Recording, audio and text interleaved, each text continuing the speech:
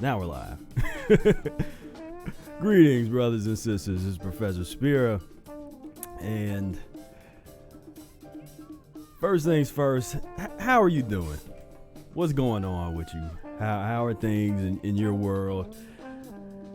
This is, as they continually say, challenging times, but it's challenging for different reasons for different people. So if you're us and have a little bit of consciousness in terms of what's really going on, the kind of just overt hoax and messing around with numbers of this, I don't even want to say the word anymore. I'm just so sick and tired of just hearing people talk about this insanity. But you know, the real concern for me has been just how easy it has been for people to just go along, just go right along, pick up the face masks and get in line and, you know, put on the little ceremonial Facebook hashtag stay safe, hashtag stay at home, you know, hashtag, you know, hail great leader, you know, just it's really sad, because to me that's what is most disappointing about this whole experiment.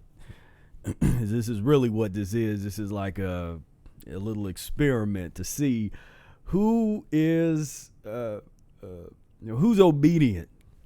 You know, who is obedient, who falls in line, and then the ones that don't, we see you, we can identify you. We have all your Google searches are all saved, your Facebook stuff, you know, unless you take the proper precautions and you know what's going on with the VPN type of world. But if you're not, then most people, you know, even if people do use VPNs, and not all the time, because sometimes you got to turn those off. Virtual private networks, for folks that don't know what I'm talking about there. But it is been really, really sad to see so many people just turn over and just say this is how things are. I'm losing my business and don't have any money to do anything, and things are, you know, I can't pay the rent or whatever it is, but you know, we got to stay safe. When anybody that just thinks about this for just a moment, just a couple seconds, I mean, can you just think about it for a moment? I mean, it doesn't, even if you believe in the things that they say are happening, and if you believe in all these, the what the media is pumping out there, it, in terms of just, you know, viruses and this kind of thing, still doesn't make any sense. I mean, it's still just based on the numbers they're sharing, and I'm not gonna litigate all of the different whistleblowers that's come out and the way that these whistleblowers that are people that are in the medical field, folks that are virologists and doctors and working in emergency rooms and things like that. And there's a number of folks that have come forward and have let people know that this does not make sense, that these numbers aren't representative of anything that's accurate, that they continually just throw out there to cause so much fear. And in our world, what would happen if people were actually had the kind of fear that they have for walking out of the home without a face mask, or getting too close to somebody, closer than 6 feet away from somebody? What if that was the kind of fear that they had for eating pus and mucus forming foods? What if that was the response when somebody brings out a pizza and it's, I gotta stay 10 feet away from that might infect me. That actually might kill me. That actually might make me sick. Stay away. I don't even want to smell it. Stay away. Somebody barbecuing next door. That's against the barbecue distancing. Come on, shut that down. And we don't need that air pollution and that stank pollution and that body toxicity pollution. Let's shut that down. See that's now we're talking about rational kind of thought. That like the way that people look walking around in just this sort of just kind of angst and fear walking around. I mean, that's how I feel when I have to walk through the dairy section, in the cheese section at a supermarket that smells like unwashed feet and behind people's ears. That people eating that fermented, just rotten cow. It's a cow, cow pit pus.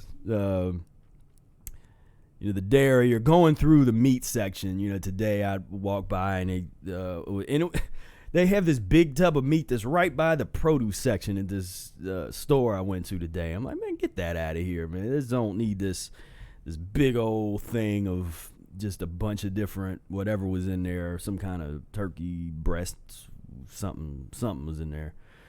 And I mean that's a rational, like, okay, stay away. That I'm repulsed by that. That should be the fear. That should, if there is a fear, it should be, stay away from the ice cream, stay away from the dead animal flesh, stay away from the dairy. That's not happening because I almost stopped and did a video of it, and I'm like, man, I don't even waste my time.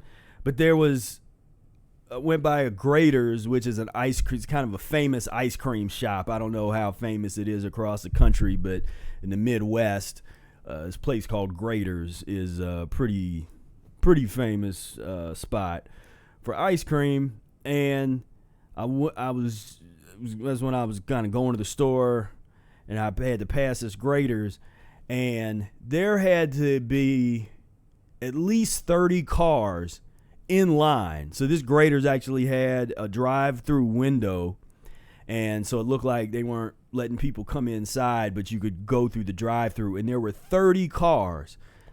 Now, I think they used to only have ice cream. So if all of a sudden they have more than that, or burgers or something like that, I don't know. But as far as I know, Graters just has ice cream. So there's 30 cars in line to get ice cream. And these same people that are in line to get this ice cream are wearing face masks around that do absolutely nothing except obstruct the air that you're trying to breathe. And there's another thing. I mean, you go find the doctors that are talking about that. The ones that are saying, well, this there's so much wrong with it. Because on one hand, as small as a virus is, even if that was a concern of yours, these face masks don't do nothing except obstruct your breathing. And somebody, I forget who it was, but somebody on Facebook had tagged me on a comment that's actually that was pretty good. That said, think about it like this: when you pass gas, you got, like, there's usually there might be underwear there, jeans or some pants, some kind of pretty firm material, and if you pass gas and you're toxic, you're gonna smell. You and the people that's in the room with you are gonna smell that. So I'll put this question out there for the virologist, because I'm not a virologist. I don't know these things. So are viruses smaller or bigger than the gaseous particles that you would let out when you pass gas? Because no matter what you're wearing, that's coming through that material. So you could have a a face mask made of jean material, and it's not doing anything. And so I know in some places you're forced to wear them, and we lucked out, or say lucked out, I shouldn't even say that. We fought for the freedom to not wear face mask in Ohio, and it worked. And I've been talking on this channel for a while about resistance, the power of resistance. You got to resist. If you just say nothing and do nothing and just try to stay quiet until everything passes and hopefully things will get back to normal, things aren't going back to normal. And unless we resist, unless we speak up, use whatever platform you got, however you can do it to resist. Can't make it that easy. We can't make it that easy for them to take all of these freedoms away from us, because they won't come back. Those in the United States, if you learned anything from 9/11, quite a bit of freedoms that were taken away based on this hysteria and fear after an attack, and they didn't give that back. They didn't get, and it was done in a way where, and at this point, just assume that you're being talked to. If you're on the phone, if you're having a private conversation on the computer, unless you really know how to deal with using softwares and technologies that allow you to increase the probability of privacy, then you just have to assume that everything could and will be made public. Everything will be can be shared. Don't do nothing that can be used against you, because that's how you have to think. And I'm surprised people still don't think like that, especially younger people who grew up with this technology should know that. Should.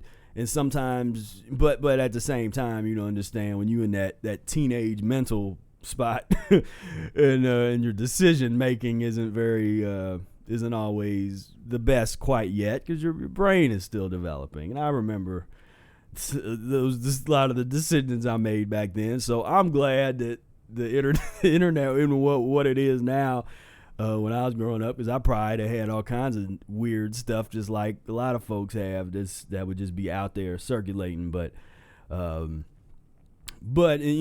now the stakes are even higher now, because now we're talking about, we got to fight for our freedom, and a lot of that is going to be in the public commons that happens online and through online mediums and things like that. So anyway, I've already got a bunch of videos where I get into talking about that, so I don't want to go too far down that. But it's important to say that, and it's important to those of us that are on this page. We gotta stick together. We gotta support each other, and that's why I asked, how you doing? And hopefully you're doing all right. And you're making it through this time, because this is rough for everybody. And like I said, for us, it's rough in the sense of this really seeing that they have done such a great job of deceiving the populace, deceiving everybody, or the majority of people. And and propaganda is on point, man. They're doing a good job. It's one of them things that, strangely enough, where I will objectively give credit if to those that, if you have an agenda and you are able to execute that agenda with almost no resistance, and you're not forced back to change things, and you had a pretty good agenda.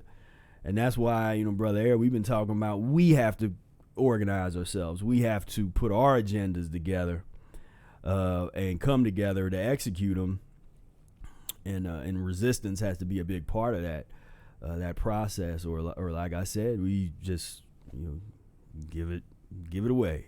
People are just giving their freedom away, and it's in the other. One of the tactics that they are using well is that they've always used well is the divide and conquer classic strategies. But that divide and conquer strategy is working great, and the way that they're doing it is with political ideology. And so, as long as they can frame, since there tends to be this split, a lot of people have identified themselves as conservative, or identified themselves as progressive, or someone has called someone else liberal, or and these words are very problematic, incredibly unsocial scientific, and they're used now more than ever as a way to attack other people.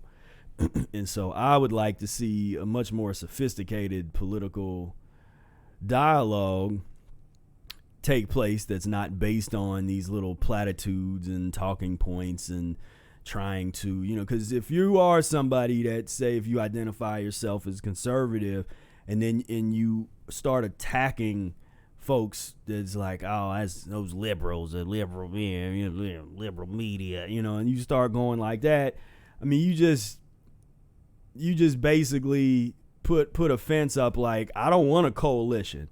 Like, that's when you do that, that lets me know that you don't understand that unless people come together, all of the oppressed people, that's not the so-called 1%, unless those folks come together around something, some kind of common ground, then there's nothing's just that is tantamount to giving your freedom away. It's gone already. If that's how you're gonna be, it's gone already. And so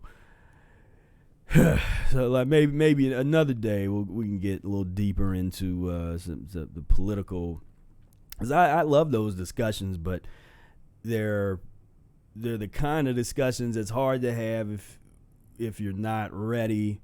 You're not open to actually have a real dialogue, a real back and forth to define the terms. What do these terms mean? And how are they being used against the populace?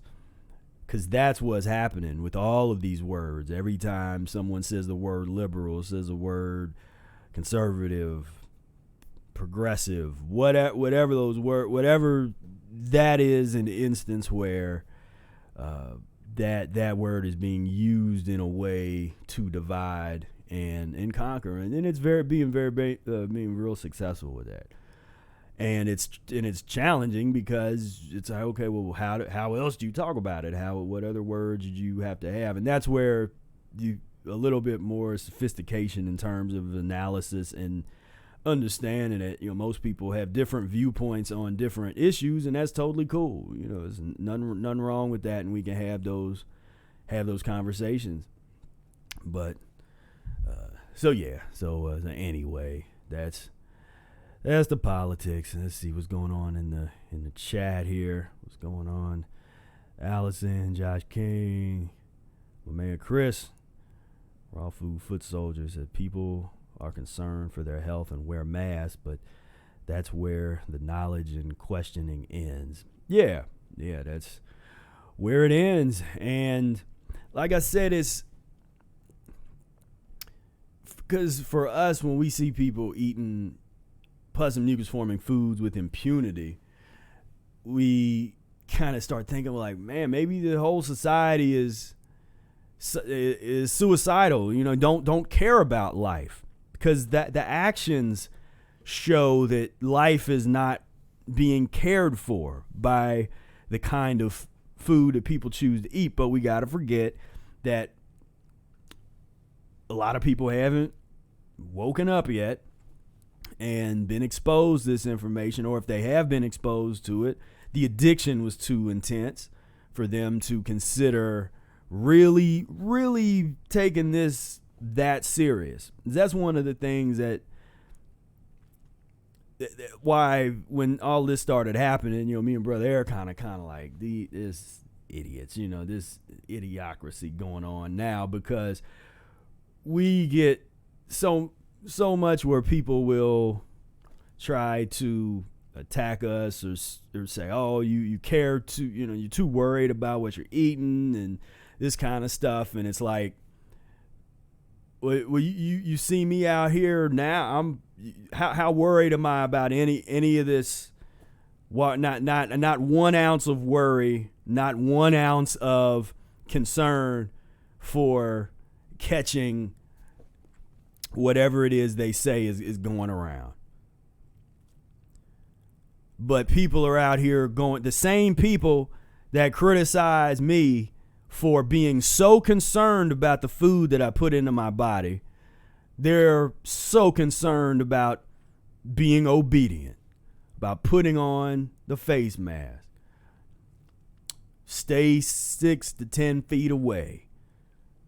So concerned. And not only concerned for them, but concerned about snitching on other people, about make sure to police everybody else, that no one breaks these dictatorial decrees that nobody voted on, that somebody just, hear ye, I have made my decision.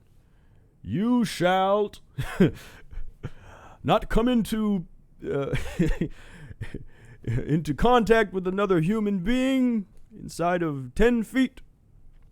I mean, this is where we need a Monty Python sketch, for the few of you that probably know who Monty Python is and get that reference. But that's where we need that kind of thing. Is this, I decree that henceforth all will wear face masks, except for me and the other members of my crew. But all of you, wear your face mask. So it's some shenanigans going on, but hopefully you guys were able to check out the top 10 video I just released a couple days ago. Top 10 worst mucus forming foods. If you haven't seen it yet, go check it out. I put a lot of time and effort into that video. I had thought about doing that for a long time. I mean, you can go, obviously, a lot of people first video they ever see of me is the old top 10 list that I had made back kind of early on, like before I created Mucus-free Life. I mean, I was just kind of putting some stuff out there, but I was kind of new to, people like top 10 lists and that kind of thing. And so, I just never really got around to doing more of them. I'd always, from back then, I had that thought to do them, but they do take a lot of time to produce, and so it was one of those things where I just wanted to find the right time and be like, all right, I'm doing this. I'm gonna do the top 10, and there's a few others that I'm planning on coming out with soon. I'm working on the top 10 favorite mucus-free foods, and hope to put that out pretty soon. And then I also have the 10 steps for beginning the Mucusless Diet Healing System, or it'll be titled better than that, but it's basically 10 steps that take you from hearing about the Mucusless Diet Healing System to getting started with it, and just that kind of thing. And so that's coming out. Another video that I'm working on it's a concept I've had for a while to do a day in the life of eating, or one of those what I eat in a day on the Mucusless Diet video, but it's more like really like a webinar, like a little seminar where I go through different stages, because one of the reasons it was always hard to do a video like that, and why I resisted doing something like that is because it changes. The way that I eat now is different from 5 years ago, and 5 years ago I was different from 10 years ago. It's changing, but over time. And when I've been putting together this concept in my head of maybe the first 3 years, or the first three to 5 years, that this is a common, and to break that down. So to break it down into like clusters of years that progress over time, and then within those have 3 different meal types. So there's the kind of the fasting level, the mucus-free level, and the mucus-lean level, and what a common menu might look like in that mode. And that's what I mean about the complexity of just thinking about it. And it's like, I don't want it to be that complex, but when I think about it and how to explain it, it's not. The simplicity of practicing is one thing, so you don't have to look at it like that. But when people want to know, well, what do you eat in a day? It's like, I can't tell you what I could tell you what I ate today, but it will have zero. It will give you zero help, in my opinion, and in many cases, it will harm you. It will do you a disservice to tell you what I ate today, 17 years into practicing the Mucusless diet, because it's not representative or reflective of what I ate in those first few months, the first 5 years, the first 10 years. And that's the whole point of the transition, is it progressively transitions and changes over time. And so I want to make a video, and I'm still putting it together in my head exactly how I want to do it, but that's something that I definitely want to do. And I have a number of other top 10 lists as well that I've been thinking about doing. And I like the poll model. I like doing those polls in the Mucusless Diet Healing System group, Facebook support group. So we'll keep moving forward with that. And let's see what else is going on. What's going on, Sorry, Nicholas? I don't understand. That's weird. So one thing I wanted to talk about was I have, unless a bunch of people just unsubscribe, please don't do that. But I have over 15,000 subscribers here on YouTube, and so I want to take a moment to thank every last one of you. I know some of you have been there from the beginning, the early days. There's probably coming around, or probably already passed, some kind of anniversary or YouTube birthday. I'd have to look, as I don't even know. But I know some of my early videos were, is when I started the channel, it was really initially about my band at the Breatharian Ensemble, but I had other interests. Wanted to put together like little documentaries, and would put little videos together, that music and interviews and that kind of stuff. But it was something to just participate in. That was the early days of YouTube. YouTube was brand new, and so it was really, it felt good compared to now, because it was kind of the Wild West. I mean, there was freedom there. It wasn't, you didn't have to worry about them taking your video down unless you put something out there really, really just totally objectionable. But you could say what you want, do what you want. You wouldn't be demonetized. There was just, it was a different day. Different vibe back then. 2007, 2008 on YouTube, and I know that sometimes I'll look and I'll be like, man, I should, I want to have more subscribers and that kind of thing, and and it's one of those where, as Brother Ayers says, when you have to judge the mucusless diet world, you sort of have to judge our stuff in terms of the popularity a little different. Because when we get a video that has like 200 views, that would be like 200,000 views in a mainstream type of context. And there's a number of things I've been very aware that there's just some stuff I just don't want to do that would make me more popular or make the channel, I'm the top 10 list, that's I can do that, that kind of thing. But there's just stuff that it's a little easier now than even was back then, because if I don't agree just certain things that just don't work, because we totally have a different way to look at so many things when it comes to nutrition concepts, when it comes to fasting concepts, all these, there's a number of different communities, and some of them blow up. But I didn't want to do that, because I've seen a number of communities blow up and then fizzle out. They burn real hot, and it's like, man, everybody's into this, and then they disappear, and it's just a fad. And Mucusless Diet Healing System doesn't need to be a fad. It needs to be a lifestyle. So that's why I call it Mucus-free life. It's about the lifestyle. And let's see here, what's going on in the chat now. I see what's going on, Nicholas.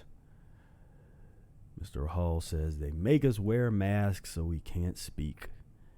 Yeah, that's what's going on out there. So, but anyway, I do want to just thank you so much for subscribing. It means a lot. It's been an interesting road, out here on the YouTube. But and I'm hoping that we can just do some stuff. I'm working on some stuff, and just if you can help me out and help us out, and just whenever you're compelled to do so, share the videos, give them a like, subscribe if you're not subscribed, and we're just gonna keep staying consistent. That's been the thing that we always talk about in terms of practicing the mucusless diet, is the consistency, because that's what we don't see in a lot of people's practice. They're not consistent with what they're doing over time, because they're for a number of reasons. Usually because they're trying to go real fast, or they're trying to skip over the transition, or they're trying to mix and match a lot of different healing modalities and concepts and diet concepts. And it's just, people are making it harder on themselves than it needs to be. And it's already challenging enough to not make it even harder with all this mental gymnastic kind of thing of trying to fit Mucusless Diet Healing System into all of this other stuff, all these different things. And I know it's tough, because most people hear about the mucusless diet secondarily. They hear it after they've already been into something else, or they've already checked out and sort of been interested in veganism or raw foodism or fruitarianism or something, and then they hear about the mucusless diet, and Arnold Ehret's work, and so, but you got to make that decision. You have to say, okay, what do you want to do? Because I as I have in my book Spira Speaks, and I say, don't straddle the barbed wire fence, because every once in a while I'll get questions from people that want to try to, they want to dabble with the mucusless diet, but they might have some serious illnesses or be taking a lot of pharmaceutical medications or something like that, and they'll want to try to find a way to add a little bit of mucusless diet in their life, but at the same time, they're too scared to move away from whatever else they was dealing with and these other modalities and things like that. And so I'm more of a person say, okay, if you're going to do that other thing, like really, whatever you're going to do, master it. So if you're going to do the Mucusless Diet Healing System, dedicate yourself and master that system. If you're going to try to do a particular person's raw food thing, then master that, and that's where you have to be careful what you select, because is there enough there to have something to master?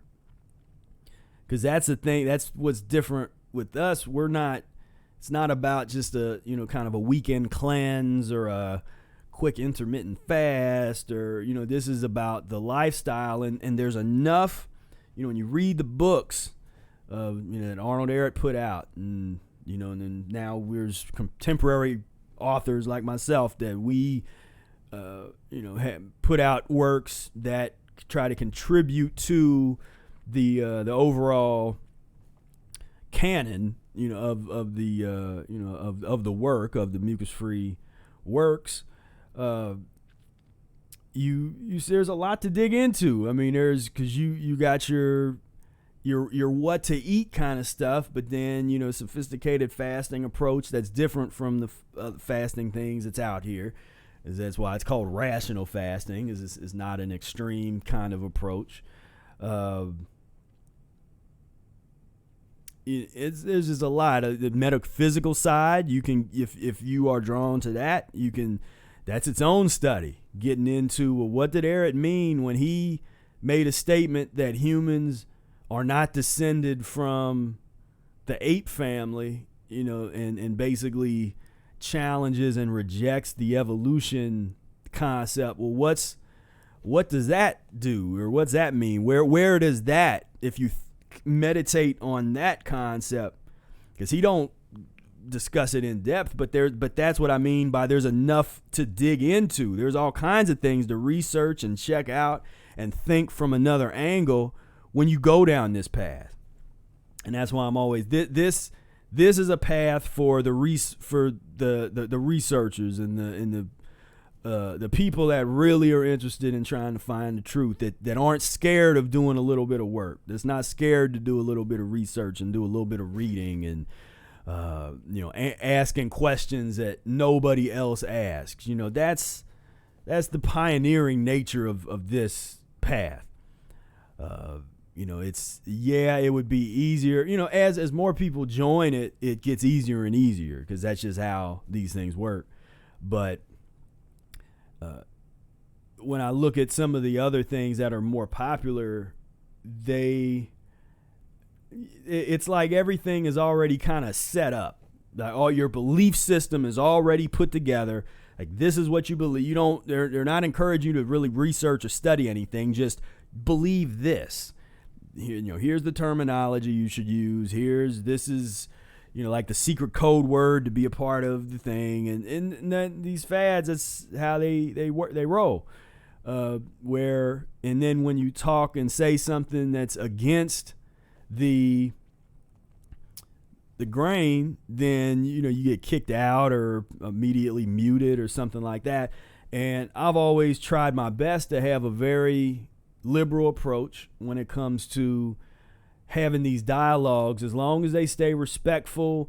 There's no need to attack each other and talk, be real negative about each other. There's, to me, that compassion is what I want the community to be about. And I know it's not always like that, but there has to be patience to allow people to evolve into that, because and sometimes when folks are coming from some of the raw communities that I've noticed, that compassion is lost. It's like, and there's vegans that do that thing too. It's like there's not a compassion and an understanding for where people are coming from, in the addiction. And so there's that shame, and so there's a difference between doing something that's like shock and awe, that kind of will shock people and kind of wake up and be like, what, and get people's attention,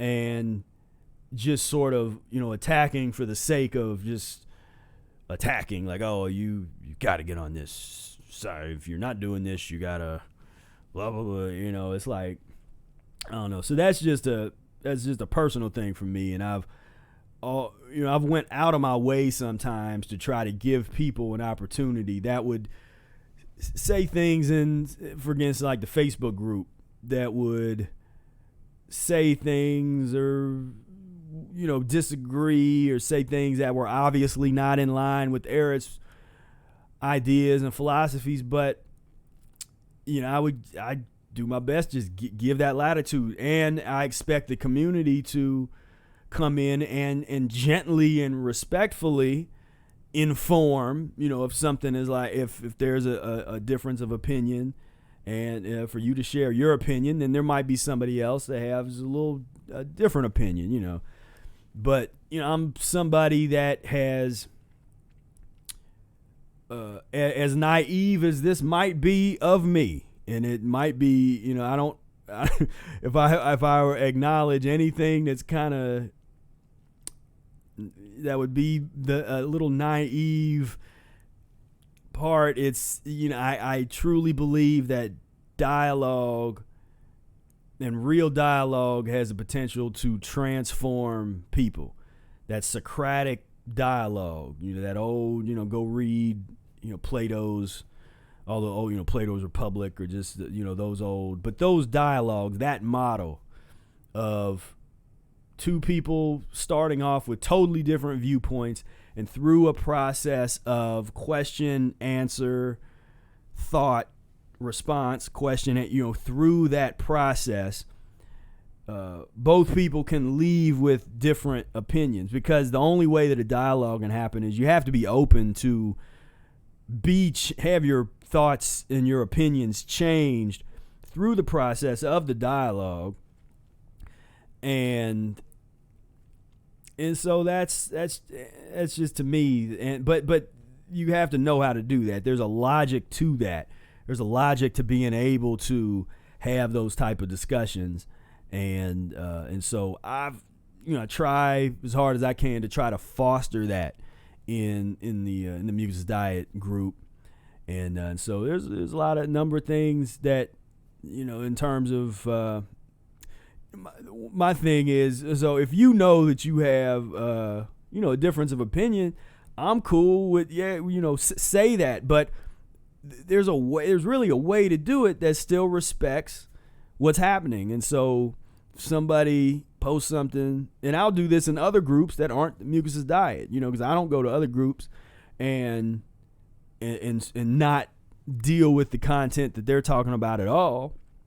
I try to make at least some kind of reference to what's going on there and connect it in a way to, to the content of that group. But at some point, we're going to be talking about Mucusless Diet. It's going to be the solution probably for whatever the discussion is there.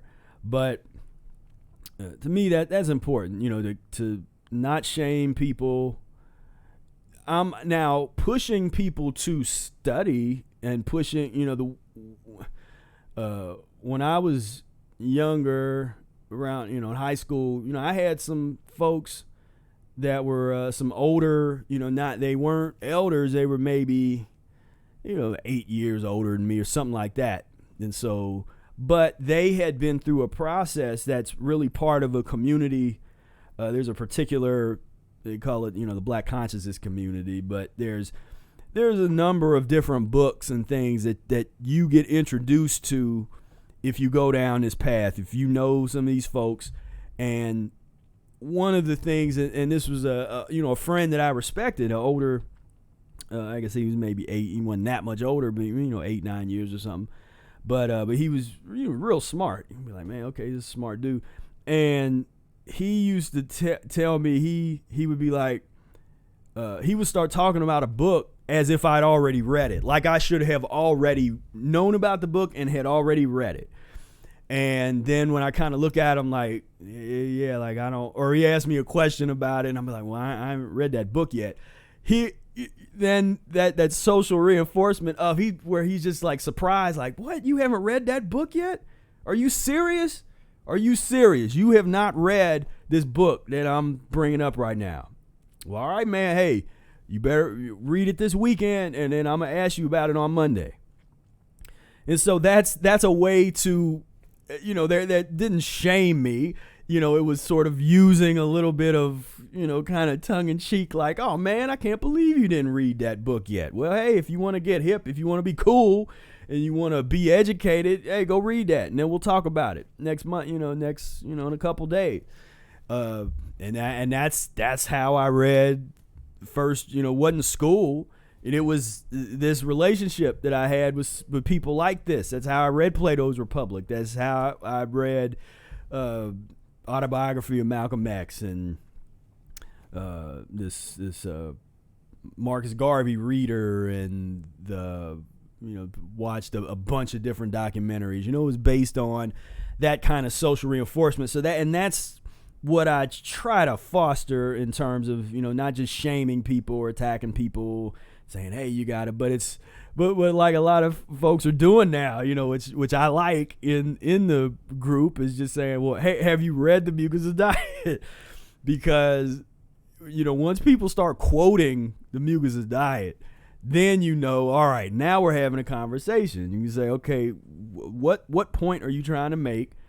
Back it up. Say it in your own words, back it up with a quote, and then, ask your question or make your statement or whatever, so it's just an elevated dialogue that I try to push the community to get to that.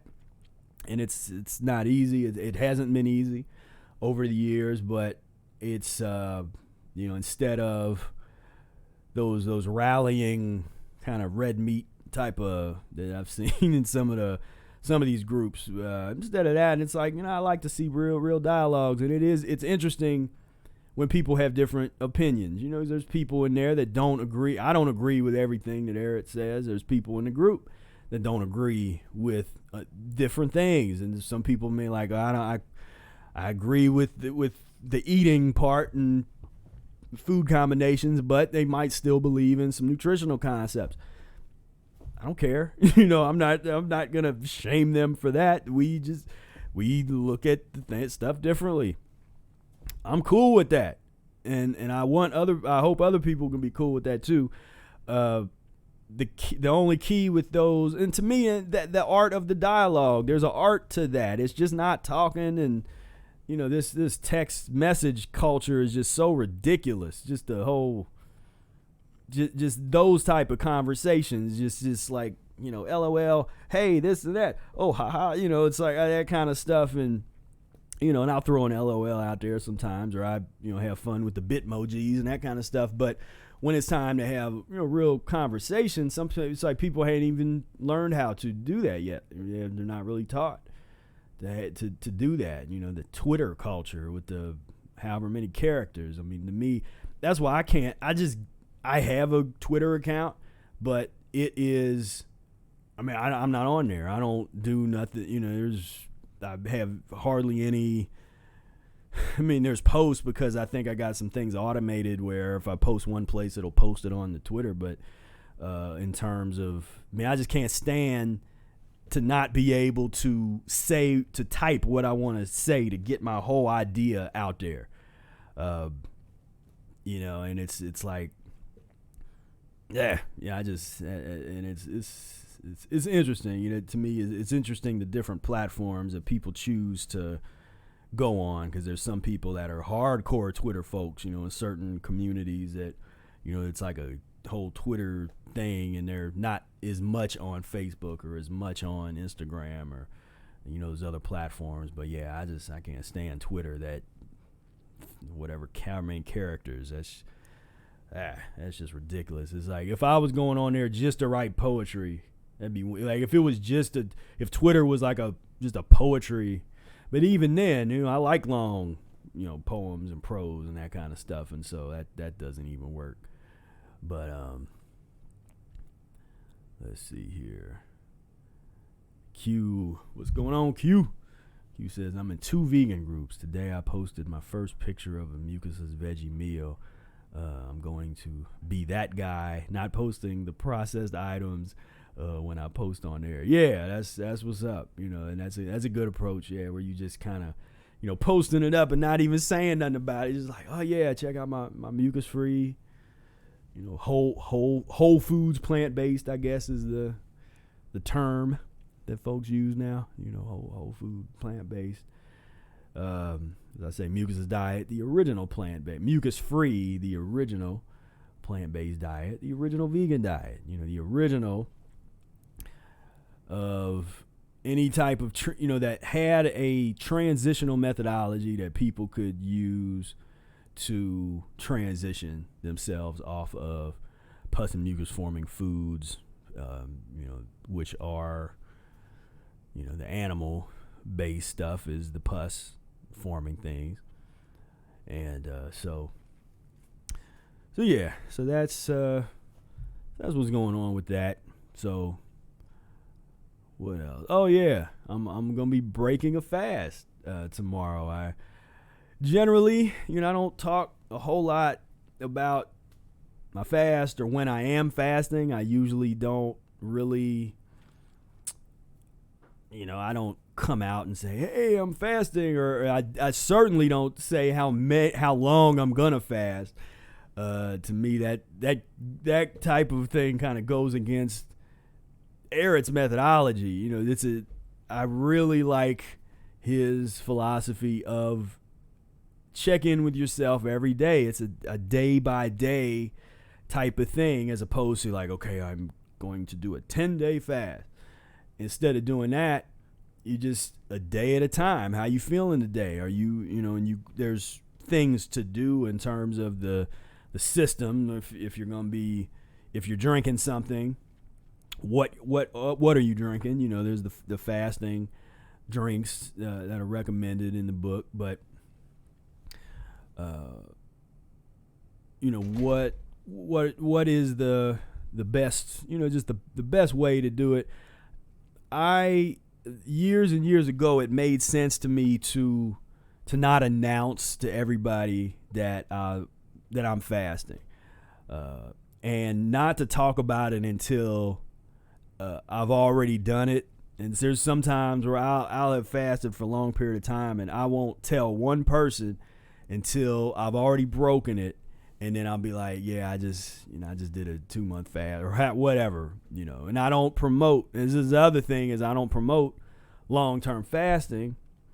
So it's one of those things where I want to share things that are going to be beneficial and helpful for other people. I'm not sharing for me. I don't have to tell one person that I'm fasting. I could care less. I don't have, like, some people want to share that because it's that's kind of just makes them feel good, like they're proud of it. I don't to a certain extent, I don't have a problem with that when the ego takes over and that becomes the reason that you're trying to fast for a long time because you want to share that. That's a problem. That's a big problem. But to just share, just say, hey, but I learned early on there was, people, you get more real sensitive to energies and more, if you're not naturally an empath, if you don't start off like that, as you get into the fasting process, you can get deeper and deeper into that, where you're more and more sensitive. And if you're not always like that, if you're not the type of person that's always that sensitive, then it can be kind of jarring, and it's like energies are so much more of a, just of an issue, so much more of a thing. And what would happen to me back, and this is just the early days, and so I just developed a habit where I would start a fast, and then I might tell a couple people, and it would be such a weird energy that would come back. Even sometimes with folks that knew about the diet, it would just, instead of just kind of like a support, kind of that a boy, or something like which is what I was looking for then, is like, I just wanted someone to be like, hey, well, that's cool. I didn't need a lot. I didn't need a big, but just like, oh, wow, that's interesting. That's cool.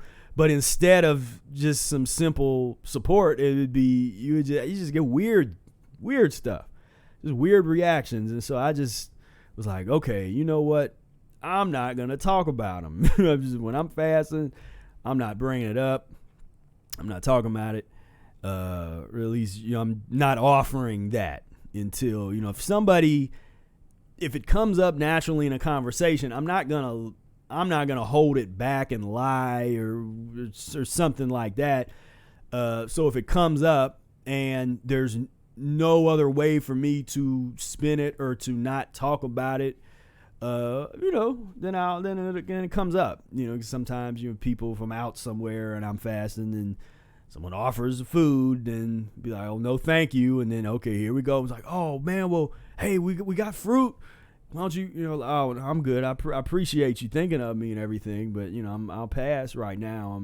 And it's like, well, what'd you eat today? It's like, well, and that's usually what it does, because I still don't offer that I'm fasting until they say, well, what'd you eat today? I'm like, well, I'm not really eating right now. I'm drinking juices and things on certain days, but I'm not eating. And then more questions follow that, and like, well, what do you mean you're not eating anything? You're just what? Well, I'm fasting right now. I've been fasting. Like, well, how long have you been fasting? Well, I've been fasting for I don't know, some days or months or whatever it is in that time. Because to me, the time is not really it's not impressive to me. It's after.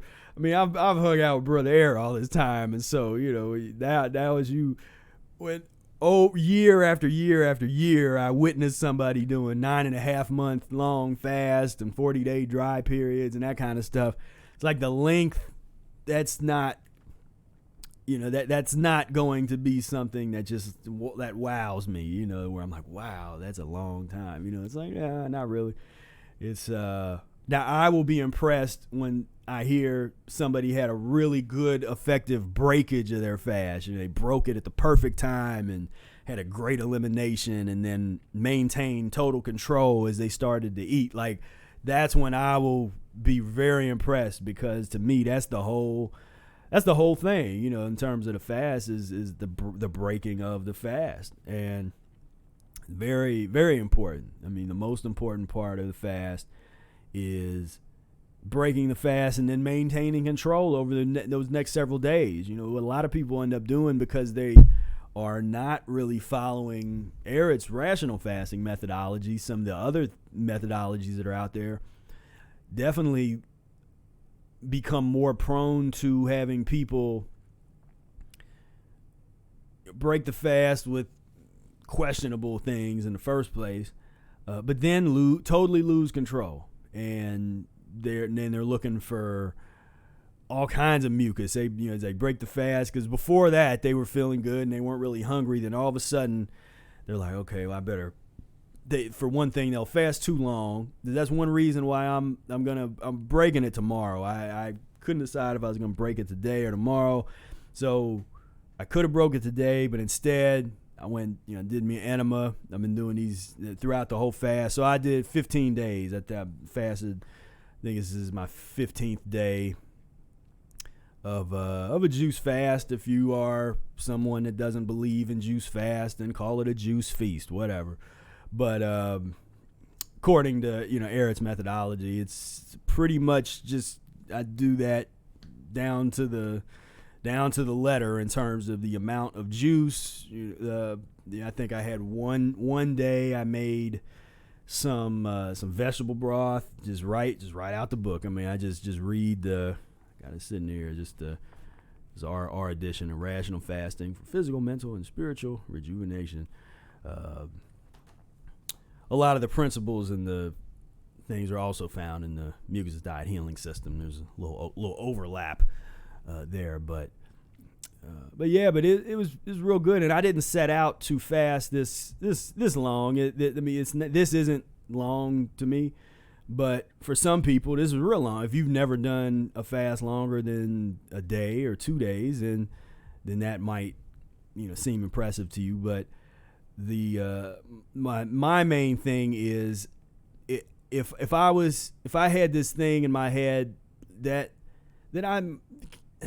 people have, and I might have used to have years ago, but I nipped that in the bud real quick. But there's that kind of thing of feeling like, okay, I gotta I gotta fast, or, pushing yourself to fast longer and longer, and I'm just not a fan of that type of pushing yourself like that. Not with the fast. You want to maintain control. When you push yourself like that, and it's not that you can't keep fasting sometimes, but if you do, the longer you go, and this is where the art of it comes in. It's an art form, because it is hard to say, well, how do you know when to break it? Is the common question, and it's hard to answer that, because that is an individual thing. For me, I can talk about my experience, and because I've done so much fasting over the years, I can tell when I'm at a point where it's like, well, I could continue to fast if I had a reason to. Like, if I was started going through an elimination, if this fast triggered an elimination, and I was blowing my nose, coughing up mucus, having really bad headaches or something like that, I wouldn't be breaking this fast. I would be continuing the fast. I might up the enemas. Probably I'd go from doing 1 enema a day to 2 enemas a day. I've been getting boxes of lemons again, like the old days. So that's really that's when I started the fast. Literally, I found a place that had good prices on boxes of lemons. I went and I bought me a box of lemons.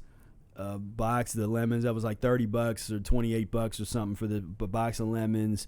Got a box of oranges, and then I didn't even buying those. I had no clue I was going to start fasting. I did not plan on that, because I had, at the same time I bought that, I'd also bought some salad stuff. But my body kind of flipped me into fast mode once because I got into these. It had been a while since I really was doing lemon juice enemas with that much lemon juice. Because I juiced, these were the big lemons, and I was juicing about like 10 of those, which is kind of like juicing like 15 or 16 of the smaller ones. And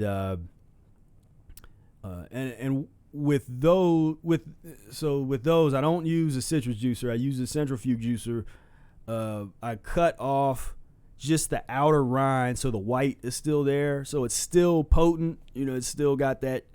Not as potent if you just leave the rind on. If you do the 100% lemon rind, but it's still way more potent than the citrus, than just using a citrus juicer. So that's kind of springboarded me in. And once I was a couple days in, then I was kind of like, okay, well, I started getting that feeling back. There's that fasting feeling that you start to like, okay, I'm here. Welcome home. Yeah, that's what it feels. It's kind of what it feels like. It's like, okay, I'm welcome home. I'm back. I'm back for a while, and I start kind of chilling in terms, to creatively. I can do, I can usually do things, creative things or projects and that kind of stuff. But I will have a tendency sometimes to not want to, not be as social, or not call as many people or go and hang. I'll start experiencing so much peace. I don't want to talk about it. It's like I don't. Some people would want to share that, and I guess, like I said, because of having bad experiences years ago in the beginning, I just created these personal rules, fasting rules for myself, where I just don't talk about it, especially not in the early. Maybe, if I'm 10 or 12 days into a fast or something, then I might mention it to the closest people around me or something like that. But and that's once I'm in the groove, once I'm like, okay, I know what this is about now. But when, in them first couple of days, it can go in a lot of different directions, and so you want to be open. But it'd been a while since I kind of really shut it down, and I didn't really shut it down like I used to. When I say shut it down, I also got in the habit, I guess more so over the past 8 years maybe or something, but I would fast and then have almost as little human contact as possible. So I'm just not talking to folks and hanging out, I get so much peace.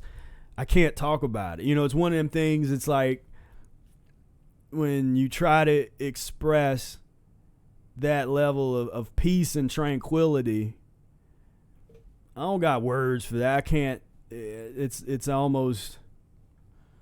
It feels like, and then people want to hear, well, what was good about, what's good about the fast track? I mean, and people want to hear about like great physical strength and all that kind of like, well, I fasted and I did as Eric did his 56 hour walk and whatever, like that kind of stuff. And for me, it's just like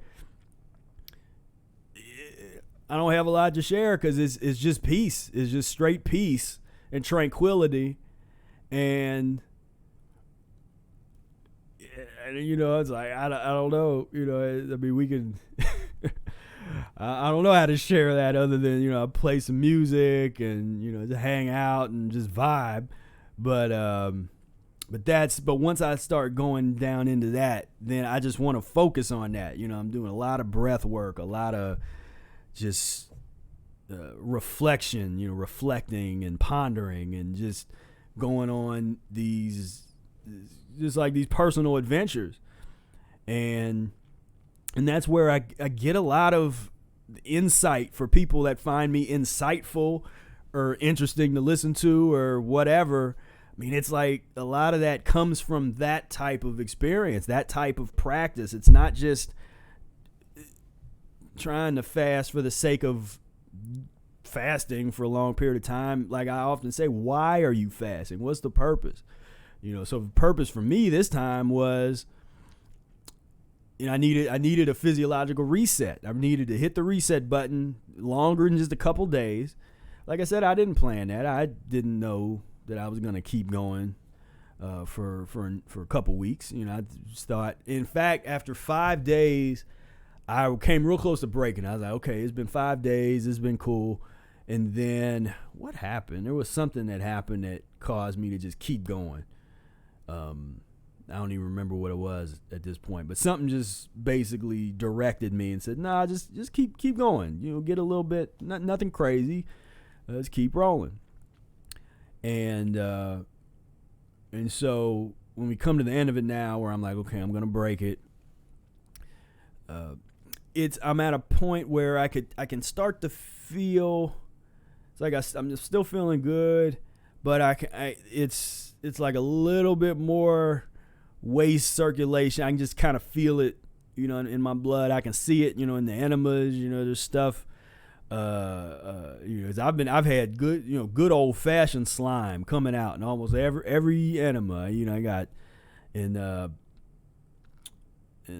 thought about, at one point I almost posted a couple. I took a picture of a couple of them and I was about to post it and I was like, But that's what I mean by that peace and tranquility. It's kind of like, I'm not really in the sharing type of mode at the moment. I'm just enjoying feeling great and don't necessarily want to, I don't want that broken. That's why, sometimes it's good to have the little social media fast or, kind of, is when you open yourself up using, especially on the social media and you're in the fasting space, you're opening yourself up to all kinds of strange energies that you can't control those energies. But if you are, in your space and controlling, because that's the thing, is learning how to control, because that all from social media to the type of people that you let be in your life and around you, you got to take responsibility for that. So many people want to blame other people and say, oh, these people did such and such or that kind of thing. I'm saying, man, take responsibility. You control who you're talking to, who you're letting into your life to a certain extent. Now, you got your family and use certain things that are you connected to by blood. But when it comes to social media and it comes to all that, you don't have to be on there. You don't have to be friends with all of, a bunch of people that, you that might disagree or attack you or just be whatever, just not making you feel like you don't have to do that. You don't, and these are all choices. Now, the only reason I'm on Facebook, honestly, is because that it does give me an opportunity to share Mucusless Diet Healing System and my music. And so for me, it's part of my job, like literally. And most people, that's not, unless you have a business and that's part of what you're doing. But for me, as an educator and minister of information is the title I took for myself years and years ago, back around 2007. I was like, I'm gonna be the minister of information, and I had to find those documents. I forget what I gave brother Air a title. We were kind of it was way before all this. We just are thinking in terms of what role are you playing at the meetup the other day. That was something that I had brought up. I was saying, well, what role are you supposed to be playing? And to me, that's one thing that I'm very happy that I was able to do was find my purpose, find the role that I'm supposed to be playing right now. And when you plug into it, then and there's no questioning when you really plug into what you're supposed to be doing and the role that you're supposed to be playing. You know it. Some people search their entire lives. They look for that. They're like, why am I here? What am I supposed to be doing? What's my role? Some people might think that their role is one thing, but they're not open to having a total different kind of thing be introduced to them, a total different role. Because like I said, you go back, I wouldn't have thought that I would be doing this, at this point in my life. But that was the role that was bestowed upon me, and I accepted it, and we're here today. But I encourage you to, and everybody to, find your role. What are you bringing to the table? What is it that you can do that can elevate the movement? Elevate yourself, your family, your bloodline. Transform the blood. The role. So that's something I've been meditating on and been thinking more about in terms of less for myself, but more for other people. I'll have certain themes. For a couple years ago, I had the theme of don't be hard on yourself, because all those themes are all relevant to there's like, don't be hard on yourself, because there was a lot of that going on where people were just so hard on themselves that they couldn't fast properly, or they're eating some mucus that they don't think is good and all this kind of stuff. And as I try to explain in some videos,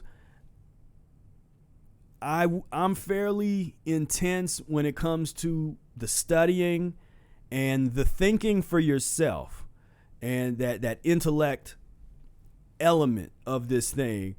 I'm aggressive there in terms of, as an educator, in terms of sharing this information. I'm not going to tell you what to think, but I will tell you that protein is a theory, and vitamins are a theory, and they're theories that calorie is a theory. And I will encourage you to study the history of those theories and then decide for yourself. I don't care if you believe in that, but you can't say you believe in those things, but you don't know the history. Not for me, in terms of if you're going to have a conversation with me and you say, well, I believe in calories, I believe in, that. It's like, well, why you believe in calories? Well, because so much of people's education are based on commercials, people trying to sell you stuff. And, so much of the nutrition concepts that people deal with are based on this real deep history of being told faulty. It's like you start off with a faulty theory, and then it just, that butterfly effect, it turns into something that's so complex and so wrong and messed up that if you try to make arguments based on a contemporary kind of theories or that kind of work on it, I mean, that's going to be a waste of time. But if you go back to the source of where that comes from, where these theories and these ideas come from, and do a little bit of critical thinking for yourself, trace how, okay, here's the original idea.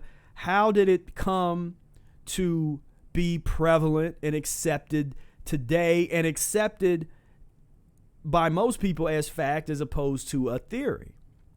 That's something that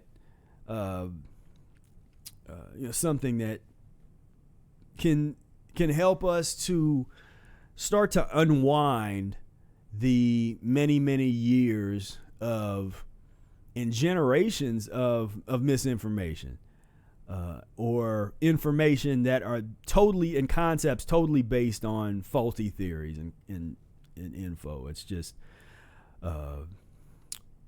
and one thing, I was doing this with a few of the folks that were still left. So, the meetups sometimes go real late.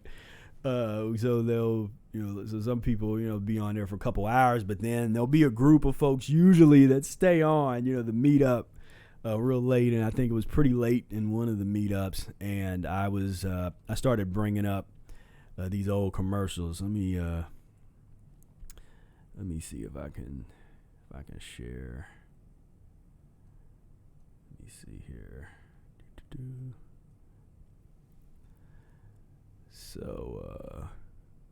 So when I was making the top 10 list, I was finding all these old commercials to use, and for me, I'm always add a little extra critical thinking to it.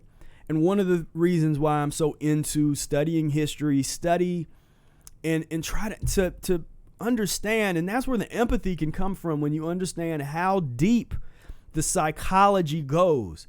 It's so I understand why I can't just tell people calories don't exist, it's a made up theory, it's a wrong theory, practice a mucusless diet. That's not going to be enough, because people have generations and generations, not just you growing up as a child overhearing these concepts so that they just become a part of your DNA, for lack of a better concept, but your parents went through that. So you go back and you look at so I'm going to share this now. So this is, I think this is we'll watch the full commercial. And I thought about doing videos like this where I just do a whole video where we just watch things and analyze it and kind of, or review it if people are scared of the word analysis. But I'd found all these old bread commercials. And so I think this is a Sunbeam bread commercial. And I just had a little bit of it that was in the top 10, but we'll watch. I don't know if this is the one that I picked or not, but let's see here. Hey, young fella, that takes energy. Better make sure you replace it. Lasso a bundle of energy, a loaf of swell-tasting Sunbeam bread. Every slice of Sunbeam bread helps to restore your pep and zip. How about it, boys and girls? Lasso yourself some of Hopalong Cassidy's favorite bread. You'll go for the swell taste of Hoppy's favorite. Fresh, nourishing Sunbeam bread. Sunbeam bread is packed with energy values you need to keep you raring to go.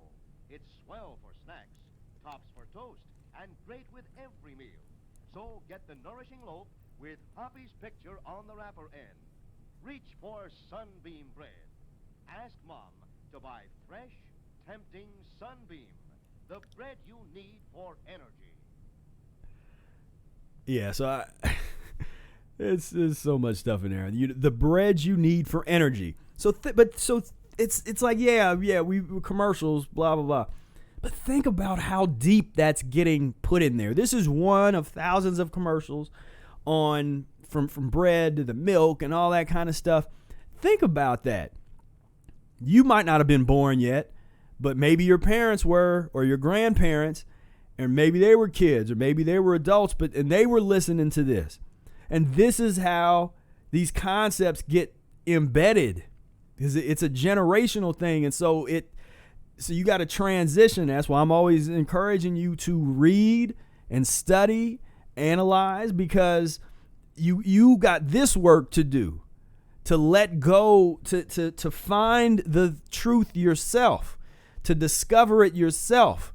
It doesn't do me any good. I mean, I could read you the histories of these theories, and I'll talk about some of it in my book Spira Speaks, just on a real basic level, just to kind of expose people to thinking differently. But there's work that you got to do, to really to get into this and say, okay, well, this doesn't make sense. Let's see. I think this is the one I used in the top 10. This buckaroo is ready for the bunkhouse way before his bedtime. Better wake up, partner. Of course, here comes that fresh energy you need. That fresh energy you need. Up and feel peppy again. Peppy. Energy building with white bread. The favorite bread of Hopalong Cassidy. Oh yes, And Hopalong here's some of the Cassidy. Sunbeam energy going to work. Our young cowboy friend has written a letter to his hero, Hopalong Cassidy. A letter. Now then, let's see what it says. Dear Hoppy, I eat your favorite bread, Sunbeam bread. You sure are right about the energy it gives. Sunbeam bread tastes like a million, too. Thanks, Hoppy, for telling me about Thanks, your Hoppy. favorite bread, Sunbeam. Yes, mothers, reach for Hoppy's favorite bread. Reach for Sunbeam, the bread you need for energy. I don't know. I get such a kick out of that. So that 1950s wholesome American thing, it's like this false positivity, this upbeat kind of, everything is great, and of course that's part of the whole commercial kind of thing. But to watch these and really break them down and start to understand where where these things are coming from in terms of why you believe, like, why do you think eating white bread for people that would think that, why do you think that eating white bread would give you energy? Where would that come from? Let's see. Here's some other. What's this? Oh, yeah. Giant ball, tittle back to pass. Here it comes. A new giant pass. Fisher's training table bread. Official bread of the New York Giants. So do as the Giants and pass training table bread around your table for balanced protein for extra play power. Keep fit like the New York Giants with training table bread by Fisher. Did you catch that? For your balanced protein. Well, what does that mean? Well, nobody asked. Nobody, no one's trained, especially back then. No one's analyzing the commercials like that to say, well, hold on, what's that? What's that mean? What's balanced protein? What? Table bread around your table for balanced protein for extra play power. Balanced protein for extra play power. Balanced protein for extra play power. So they have been able to establish a baseline, a theoretical baseline where they don't even feel like they have to explain or sell you on that. Yeah, this has what protein? It's white bread, but it has balanced protein. It's enriched. This is where people's beliefs are coming from. So, so many people, they say, "Oh, you gotta get your protein. You gotta, get your, whatever it is," and it's like, well, where? Who told you that? Was it because I guarantee you, before a health teacher said something like that in a school setting, perhaps even before a parent said it, they probably heard it on a commercial. And if they didn't hear it on a commercial, then it was like, again, that family, because that conditioning is there, you know, and it's very, oh, here we go. This is a good old Wonder Bread. Here's how to help build strong bodies 8 ways. Okay, so take notes, everybody. 8 ways that some of the most slimy, just totally robbed of any potential. If there was a nutrition, this white bread has been robbed of all of it. But 8 ways. So let's say that this is important. So we got to listen to Mr. Talking Head. Eat Wonder Bread. You want to grow bigger and stronger, don't you? Golly, sure. Okay. Golly, sure. A sandwich daily and 2 slices of Wonder Bread every meal give you 8 elements you need. Hold on. 8 elements you need. So eating this white bread is tantamount to eating a steak. Is that's what we're going for? But break the stuff down, because the thing is, they use the same exact commercial approach that they did back then. They use today. They adapt it to, you know, changing fashions and there's sort of changing sensibilities over the decades, but the core stuff is there. So it's a cartoon. So they're trying to hit the children as well as the adults. So they're, you know, bringing in the kids with sort of the cartoon, and the kids aren't listening. They don't really understand what's being said, other than here's a interesting, just something to look at. But then the parents are hearing, like, okay, they're being sold on the proteins and the vitamins and the minerals and, you know, that side of it. And so it becomes a successful commercial. You're hitting the people that are actually going to buy it, the parents, but you also get the kids, you know, kind of get them like, you know, here, check this out. So all right, Mr. A. And the other thing too, you know, they got this character's got real deep, you know, this deep voice, and that's something that you know, because kids respect that, so they're gonna kind of pay attention, like, oh, you know, would you like to have a deep voice like me when you grow up? Then eat puss bread. Golly, sure. Okay. All right. A sandwich daily and 2 slices of Wonder Bread every meal give you 8 elements you need. What? As much muscle Why building you as of Wonder sandwich Bread every day? meal give you 8 elements you need. As much muscle building protein as roast beef. Really? Okay. All right. As Sure. much calcium for bones and teeth as cottage cheese. Oh. As much phosphorus for cell metabolism as this egg. As much iron for red blood as 3 lamb chops. As much vitamin B1 for appetite as fried liver. As much vitamin B2 for growth as this much cheese. As much niacin for mental health as 6 sardines. As much energy as 2 glasses of milk. That's why you can help yourself grow bigger and stronger 8 ways with Wonder Bread. I mean, grow bigger and stronger 8 ways. So be sure to eat Wonder Bread. Get Wonder Bread fresh at your grocer's today. Oh! You know. So, but this is the kind of analysis. This is how you should do this all the time. I mean, when you're just walking around, and some people don't like this because it makes their life for them, I guess, too hard to see all of this stuff. Walking up the street and you see billboards that have the most ludicrous stuff on it. And it's like, but it works. It's working. It works on because it's vibrating at that pus and mucus vibration. So it's going to work for them. But when you see it, it's like that movie that, you know, that they see, or whatever that movie's called, where, you know, you put the glasses on and you're seeing the real deal, and you take it off and it's like, oh, that's pleasant. And so the use, and one of the reasons, you know, I like to play these, and especially from the 1950s, you know, and just looking at that historical context, you know what commercials do today, but they do the same elements and the things that they have in these commercials they have in today's commercials. especially that reassuring feel, that kind of, like, you gotta. I mean, and they, look at any prescription medication commercial, and you see that. I mean, the happiest people on earth, and side effects include, this long list of side effects, but these people look happy as hell. I want to.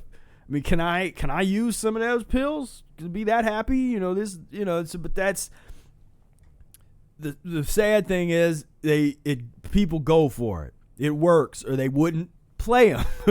And so this works, and so this whole Much vitamin B1. Oh, happy, kind of upbeat, like, get all your, just as ridiculous as that is, eating some white bread is like you're getting all these different meat and dairy, and it's just silly. This is another one that I used in the show, or in the top 10 list. Wonder asks, how big do you want to be? About 10 times bigger than my sister. Big enough to reach in without a chair. Bigger than George, he's my dog. She'll never need Wonder Bread more than right now, because the time to grow bigger and stronger is during the Wonder years, ages 1 through 12. The years when your child grows to 90% of her adult height. How can you help? By serving nutritious Wonder-enriched bread. Wonder helps build strong bodies 12 ways. Each delicious slice of Wonder Bread supplies protein for muscle, minerals for strong bones and teeth, carbohydrates for energy, vitamins for nerves, all vital elements for growing minds and bodies. During the Wonder years, the growth years, help your child grow bigger and stronger. Serve Wonder Bread. Wonder helps build strong bodies 12 ways. So many people that claim to believe in the nutrition theories and believe in these, from the calorie theories to nutrients and minerals and all these different things, they don't realize that in the chain of command here, that if you follow back and actually ask, why do I believe in this? Where did my belief for this come from? And you trace it back, you are going to oftentimes land at a commercial or that's, you could trace it back to growing up, overhearing these commercials, or having parents that overheard these commercials when they grew up, and they're passing on these concepts to the next generation, and that's why no one questions them. That's why, to me, it's not that revolutionary, but it's like because nobody has thought to question it, it's revolutionary to say there's no such thing as protein. It's a bad theory from top to bottom. It's just a bad theory. It could just do something else, come up with a better chemical, and then people say, well, chemically speaking, there's such thing as the protein molecule, and I'm talking about just.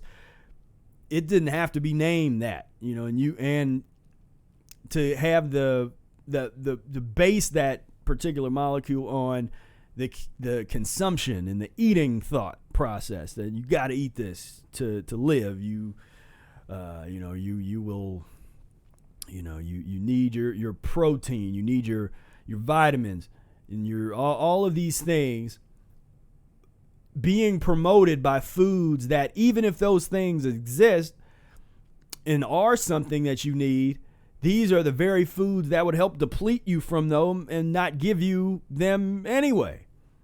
But this is why it's so hard to walk that back. You have to work. You can't just hear the new ideas and then just like, okay, well, I guess it's that. Then you have to do this work. You have to dig in and take responsibility again for your beliefs, for what, it's just like, okay, if you go through the entire history, sort of that initial history of nutrition theories, and you kind of see this chain of where you came to understand it, and then you go through it and you still think it's a good theory and a good way to think about the human body and things, and then cool. And having gone through that process, you're going to have a more enlightened view about it. Even if you use that sort of concepts or the terminology, you're gonna bring something to the table. But when you just sort of just go along and just accept all of these concepts as it is, and it's another one of those fear type of things. I haven't eaten in 15 days, so I haven't eaten any of the protein rich foods and whatever I just haven't done that. I didn't get my niacin or whatever is in the white bread, so I should be dead. I shouldn't be talking to you. I should be either dead or all I'm all like super skinny, like a little nub walking around, according to that logic, their nutrition logic. And that's one reason why we challenge that theory fundamentally, because when you start really getting it now, I know, and where people, there's the Sheldon type of philosophy that is at odds with Eretz, which is the concept of that you live on your own muscle mass or whatever when you're fasting. I agree from my experiences and from my observations, my own research.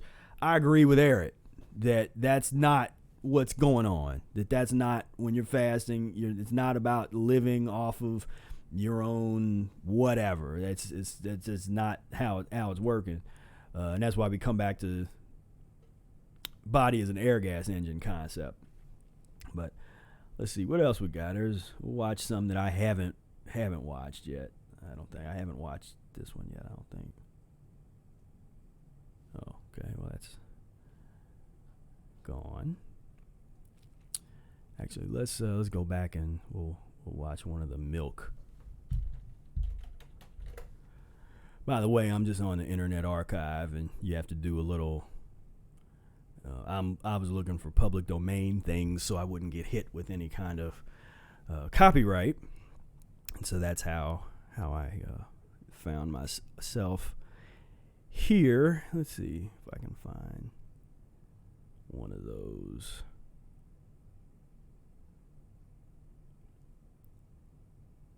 (1982) milk commercial. I don't think I haven't watched this one. Let's see.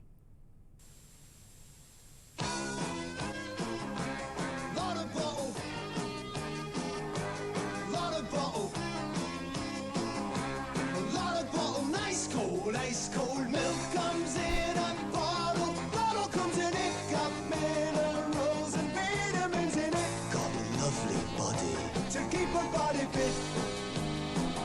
And milk has got a lot of bottle milk has got a lot of bottle milk has got a lot of bottle ice cold milk.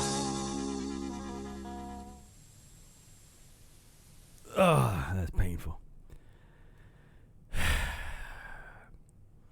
So it said that this was in the UK, in the UK commercial. So they got adults and they're trying to show, some kind of youthfulness, that it's cool because, hey, when I go to the club, when I go to the dance club, I'm going to be drinking some milk. And and milk is such a great thing to drink while you're out there. Yeah, who's okay? Yeah, bottles of milk at the club. You just up in the club like drinking some milk. Oh, this is funny. And let's do standing bench press. Got a bottle, but then the music. So it's adults and young people, but and you start to see this with the popular music anyway. This really making an adolescent and very, so they're bringing in some timbres of instruments and the rock, kind of the 80s rhythm and that kind of stuff. But melodically, it's sort of based on, it's like a, nursery rhyme, again, it's like appealing to a little older demographic, but it's still appealing to that youth, that sort of being, young is kind of immature, kind of vibration, and Lovely body. To keep a body fit. And well, my word, she's wearing clothes and walking. What?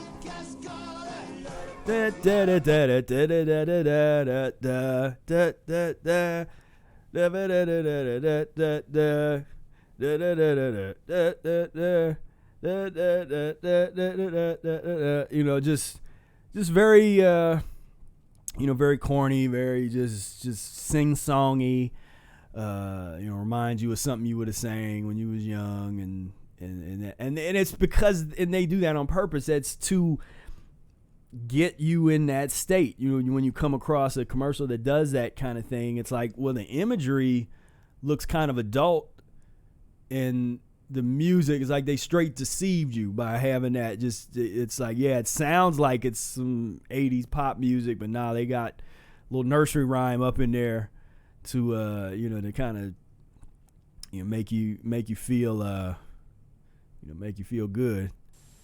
And let me see.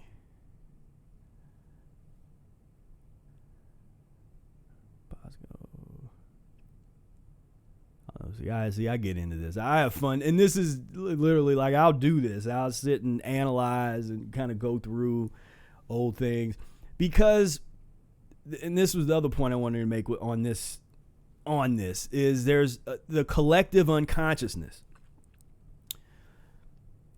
and to better understand the collective unconscious, you have to do this kind of analysis. The manufacturing of concepts, when you start to realize, the reason that you think that you have a lot of the theories that you have are based on somebody wanting to turn you into a consumer. And so, as you can see here, the theories that are propagated, that people don't question, all the about, the nutrition theories and all this kind of stuff, this has become a part of the collective unconscious.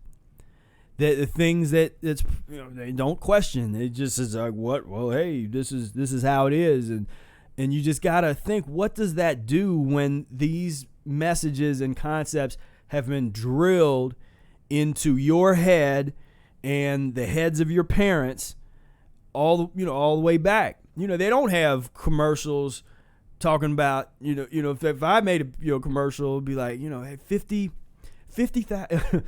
50,000 people a day die of cardiovascular disease. 25,000 people a day die of cancer-related illnesses. Like, where's those commercials at? I don't see those to say, to prevent cardiovascular disease, eat mucus-free foods. Eat this piece of fruit, eat this salad. That's not the, that's not the commercials. The commercials are, eat this, eat this ice cream, have this ice cream party. Welcome to a Bosco party. It's got everything: party hats, happy kids, cake, ice cream. And Bosco, nutritious chocolate-flavored Bosco. Chocolate. Nutrition. See, that's why I'm so hard on the nutrition concept, because I know how deep that goes. No one questions it. And I used to say a lot, that was like a big deal when I would say, I don't believe in the nutrition theories as they stand. I don't believe in them. This is the foundation of all that. The reason we're even talking about it, because they were identified as a way to sell you something, to turn you into a consumer that doesn't ask any questions, that just gets, it's like they're giving you the excuse to eat something that it certainly has no health benefit, but they're great at that. They give you that excuse and say it's nutritious. You know, it's nutritious. You know, go on ahead. You know, enjoy yourself. It's because it's nutritious, as opposed to just being like, well, you know what, it's bad for your health, but hey, you'll like it. You know, that's what the cigarettes, you know, at least they had to stop saying that they were healthy for you, and they just have to kind of like, yeah, you know, Surgeon General warning, you know, but there's no warning on milk, you know, there's no warning on dead animal flesh, which is killing way more people than any cigarettes in the world. Now, I'm not a fan. I don't not say to smoke, but in terms of 50,000 people a day dying of cardiovascular disease, where's the Surgeon General warning eating dead animal flesh and drinking milk, which is at the foundation of that kind of death, that kind of illness? And Bosco, nutritious chocolate-flavored Bosco. Chocolate syrup that's good for kids. Gives them the extra energy they need, the energy their growing bodies crave. They're drinking. So it's always, you see, growing bodies, this nutrition curve, this nutrition concept, growing bodies, energy. You know, it just drills over and over and over again to the point that when you think that you have to eat these things to have energy, you think you have to drink this stuff or you will not get enough nutrition. You know, that's part of the fear. And when you understand that the only reason you think that, the only reason that theory is even something that you have in your head, is because you have been made into a consumer to not question that and to just buy. Don't question, just buy it. It's nutritious, just buy it. If they can convince you that it's nutritious, instead of trying to convince you that there exists something called nutrition, they don't have to try to, because they've already done that. That's part of the collective unconscious. There is such a thing as nutrition. What if there's not? That type of sale isn't going to work. If you don't believe in the concept, especially the additive principle in particular that we talk about, the additive principle of that the body needs all these, you know, the different elements, you know, then you don't question that. Now, that's not to say, like I said, if you go through all that and you still get a benefit from that way of thinking or that kind of thing, cool, you know. But my challenge to everybody is to do that study, do that analysis, challenge the theories, and after that, if you still find them to be useful, then use them. But what I find for people that really, really check these things out, they end up not being particularly useful. When you start getting into things where people feel like they have deficiencies, because that's, you know, a general question with this kind of thing. When you start going down that road, now from our perspective, now you're talking about a lack of proper transition. Where if it was usually if people start experiencing symptoms associated with, when people talk about deficiencies or, you know, the different foggy brains and, you know, different thing that associated there, it's not because you're not eating white bread or drinking this syrup to get your nutrition and your enough protein and all that. It's because you're not transitioning. You know, or at least dealing with the principles in a rational kind of way. And that's not to say there's some tough cases. So I'm never coming out here just saying that this is the end all be all terms of you just start doing this and you'll heal immediately. Like, nah, this is a process and something that has to be adopted. But in terms of the psychology and learning to think differently, because you start to think differently, that can totally open you up to different ways to think about food and eating. It just opens you up. Bosco and milk, the perfect treat for your child that provides the extra iron milk alone does not supply. Bosco also has vitamin D. Bosco helps build muscle. Look at that smooth Bosco syrup. Its rich goodness makes ice cream a special treat. An exclusive patented enzyme process makes the cocoa in Bosco more easily digestible. Did you hear that? They have a patented enzyme. See, they're using all these words that people still love to use today. We got enzymes and proteins and nutrition and all this stuff, and it's so exciting. An exclusive patented And it's enzyme exclusive. process makes... See, it's exclusive, so not everybody knows about it or can hear about it or have it. But I'm telling you, because you're special. It's exclusive. Shh, don't tell anybody. Exclusive patented enzyme process makes the cocoa in Bosco more easily digestible. But now it's time to meet our host, Bosco Bear. Bosco makes a soda, Bosco makes a sundae. Every day's a fun day with B-O-S-C-O. Put Bosco on your shopping list tomorrow. It's like, I mean, but just think about that. They just, when people are watching TV, you know, you get in this alpha state, and so most people are that you're that's a level of hypnotism. You're already hypnotized, and so then they're, you know, at the end, that's that call to action. That's you know, it's just shopping list tomorrow. Bosco on your shopping list tomorrow. Wait a minute. With B-O-S-C-O. Put Bosco on your shopping list tomorrow. Put Bosco on your shopping list tomorrow. You know, it's like you and then how many people actually did that? I mean, I know people did it. It was just Bosco on shopping list. I will put it on there now. Honey, don't forget to buy Bosco. It's very nutritious and tasty too for the young kids. I mean, that's what we're dealing with here. Is this level of conditioning? You know, I mean, once you realize that you are the product of conditioning, and you are okay with that, you know, we're all from that, you know. But first you have to accept that, like, okay, I've been brainwashed into this whole way of thinking that's bizarre, opposite of reality, and now you got to do the work to find some kind of rational thought in mixed in all that. And there's a classic Coke ad. Let's see. Oh, that one's gone.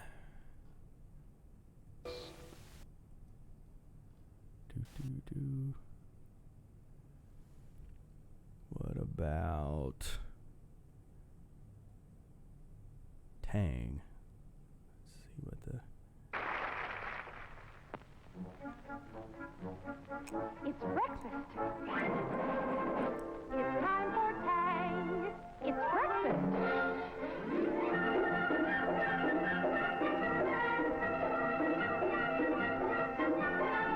Get out the Tang. More vitamin C than any orange juice. More vitamin A. So put it to use.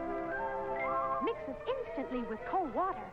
No unfreezing, sunny, wide-awake taste, and no squeezing. It's breakfast. It's breakfast. For breakfast, your family will all love Tang. For breakfast tomorrow, get it today. For breakfast, serve instant Tang. All right, so at least they're not trying to give you a whole bunch of nutrition. They're not trying to sell that Tang on nutrition. What's this? Gosh, Buffalo Bob, look where we are.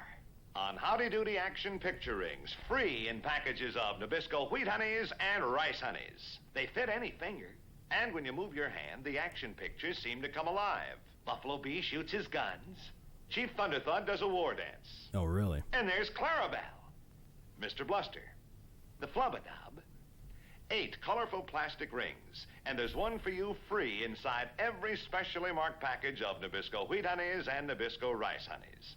The cereals kids love because Nabisco Rice Honeys are made especially for kids. Wheat Honeys, too. Tiny puffs of rice or wheat. Flavored with real honey. Topped with luscious fruit and milk. They're great for breakfast. Luscious? Or for snacks anytime, right out of the package. Remember, start collecting your Howdy Doody Action Rings today. Get one free inside every package of Nabisco Wheat Honeys and Nabisco Rice Honeys. And then, but what I wanted to show today is, you know, and these are old commercials from the 50s, but that same, this enriched kind of nonsense as a way to sell the item to you is going strong. That's still the way they talk about this stuff. And there's all these different products where these are supposed to be, you know, added calcium. They add calcium to this cooked juice. It's not really, probably shouldn't even call it juice. This is cooked drink. They add vitamin D. Let's see what's in this one. Oh, with calcium and vitamin D added. Like, that's a big deal for that to be on the label. This is how they're selling this to you. They're selling this based on, again, these nutrition theories that you could, that by fortifying these drinks that are already have enough problems that I won't even get into the so-called not from concentrate. Yeah, okay. Yeah. What do we got here? Oh, orange juice is gluten-free, everybody. Okay, remember that. So, I mean, it's like they can't be any more creative. Because why should they? Because people buy it. If all of a sudden people started studying what we're I guarantee commercials would change almost overnight. Because you wouldn't be able to sell things based on, especially things that people know are not good. You wouldn't be able to use this type of sales approach. Because people be looking at it like, why would I want something that has some fortified, like, doesn't even make sense with calcium and vitamin D? Why don't we just juice? Why don't you just juice a fresh, get a bag of oranges and juice them? You know, but, you know, it's all about the fortification. And then we got the Lactaid. So lactose-free milk. So you can get your plus they'll take the lactose out for you, so you can drink that. You know, and so it's very enlightening when you start to study. And, you know, because there's some people that would be like, oh, well, you know, disconnect. I'm so disconnected from. It's like, okay, yeah, but when did you disconnect and what did you study that help you disconnect? Because there's a lot of people that think they're disconnected, but they're still using the same programs that they grew up with and that their parents grew up with when it comes to nutrition, when it comes to additive principle, all this kind of stuff. They can be as unplugged as they think they want to be, but still got the same old programs that's just embedded in there. So I'm of the opinion of you got to control that content and analyze it. The more that you can analyze and break these things down, instead of running. I'm not like running away from these things. You know what I'm saying? Nah, let's like break these things down. How are they trying to deceive you? All they care about is a customer. So they put all this stuff out there that's supposed to be all upbeat, and that's why all these commercials are so happy and upbeat and everything. Their only goal is to get you to buy their product, period. It doesn't matter what they say and do and the music in there. And so you got to break that stuff down. What does the music mean? That's in there. What does the wording mean? The way that it's structured. And then you get to a point where you can see a commercial and it automatically, you're not able to be deceived because you immediately break down any of the BS that's there. It's just like you can hear all that. Okay, this voice pitch is like this. You hear the music is doing a certain thing. Like you see the whole process happening in front of you, and so you're less likely to be sucked in to that, and deceived in that same kind of way.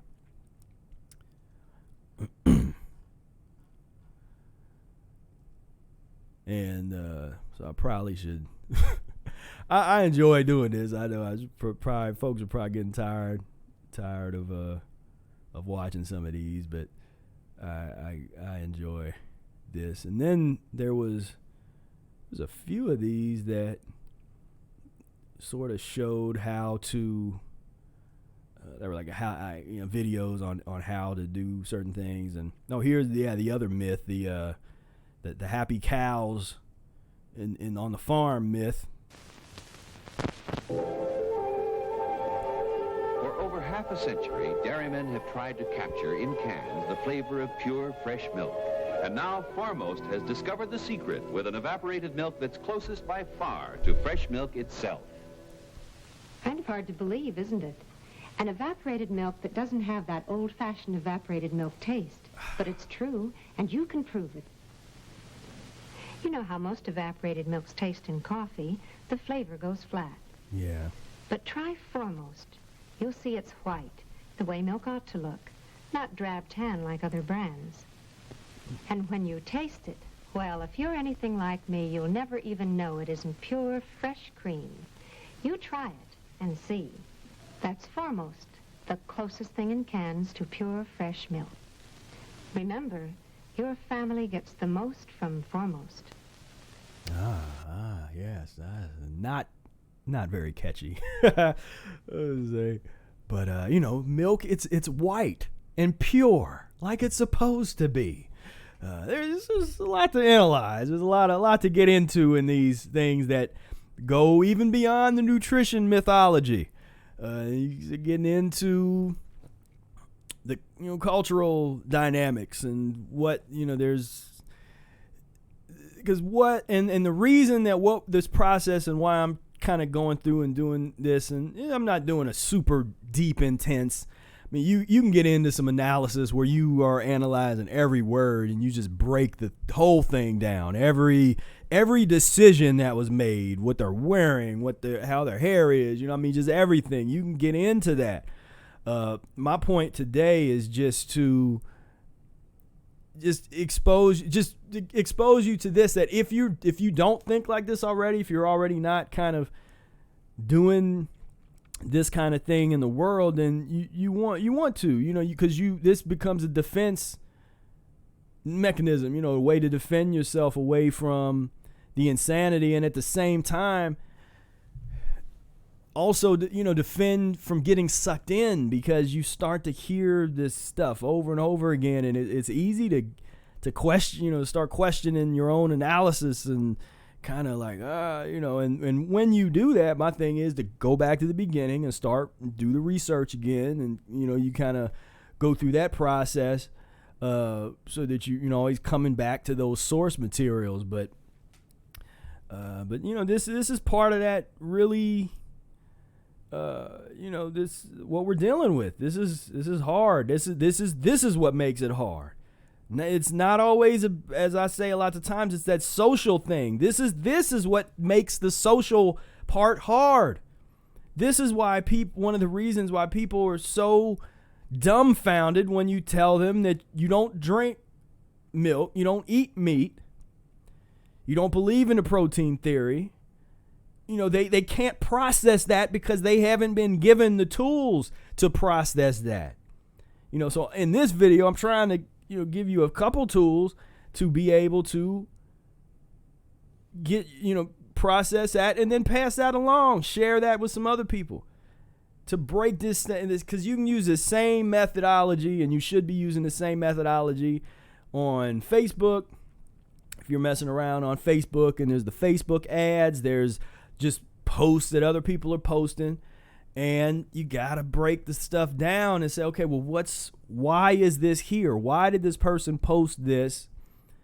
And, what are they trying to get across? What are they trying to sell? What are they trying to, is it an ego thing? Are they just sharing just for their benefit? Are they trying to educate on a topic? Or are they trying to sell? So, like, whatever it is, you can break these things down and catch a lot of the, a lot of the mess, a lot of the mess that comes by us.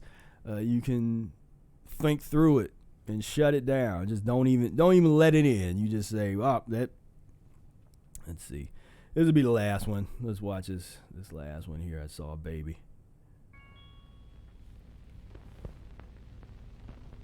It's not very polite to interrupt a young lady at a time like this, but a pet milk baby doesn't mind. She's used to being admired anytime. Just see that strong, straight back. That's what pet evaporated milk does for babies. Helps them build straight, strong bones and to make sure, steady growth. Because pet evaporated milk has the right combination of milk minerals and vitamin D, the sunshine vitamin. And pet milk is always uniformly rich, always easy for babies to digest. Isn't it wonderful to see a baby enjoy bottle time as much as this one does? And with pet evaporated milk in the formula, she's certainly getting a happy, sturdy start in life. For there is no better milk for babies than pet evaporated milk.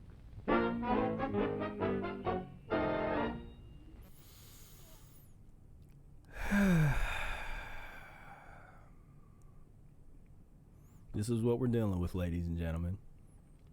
Collective unconscious of pure, unadulterated insanity based on pus and mucus eating. There's a reason why when we talk about it's a pus and mucus world, everything is based on the baseline is pus and mucus eating. Like that's where everybody is supposed to agree. There's not supposed to really be deviation from that. There's like, we're on the same page, pus and mucus. That's the baseline.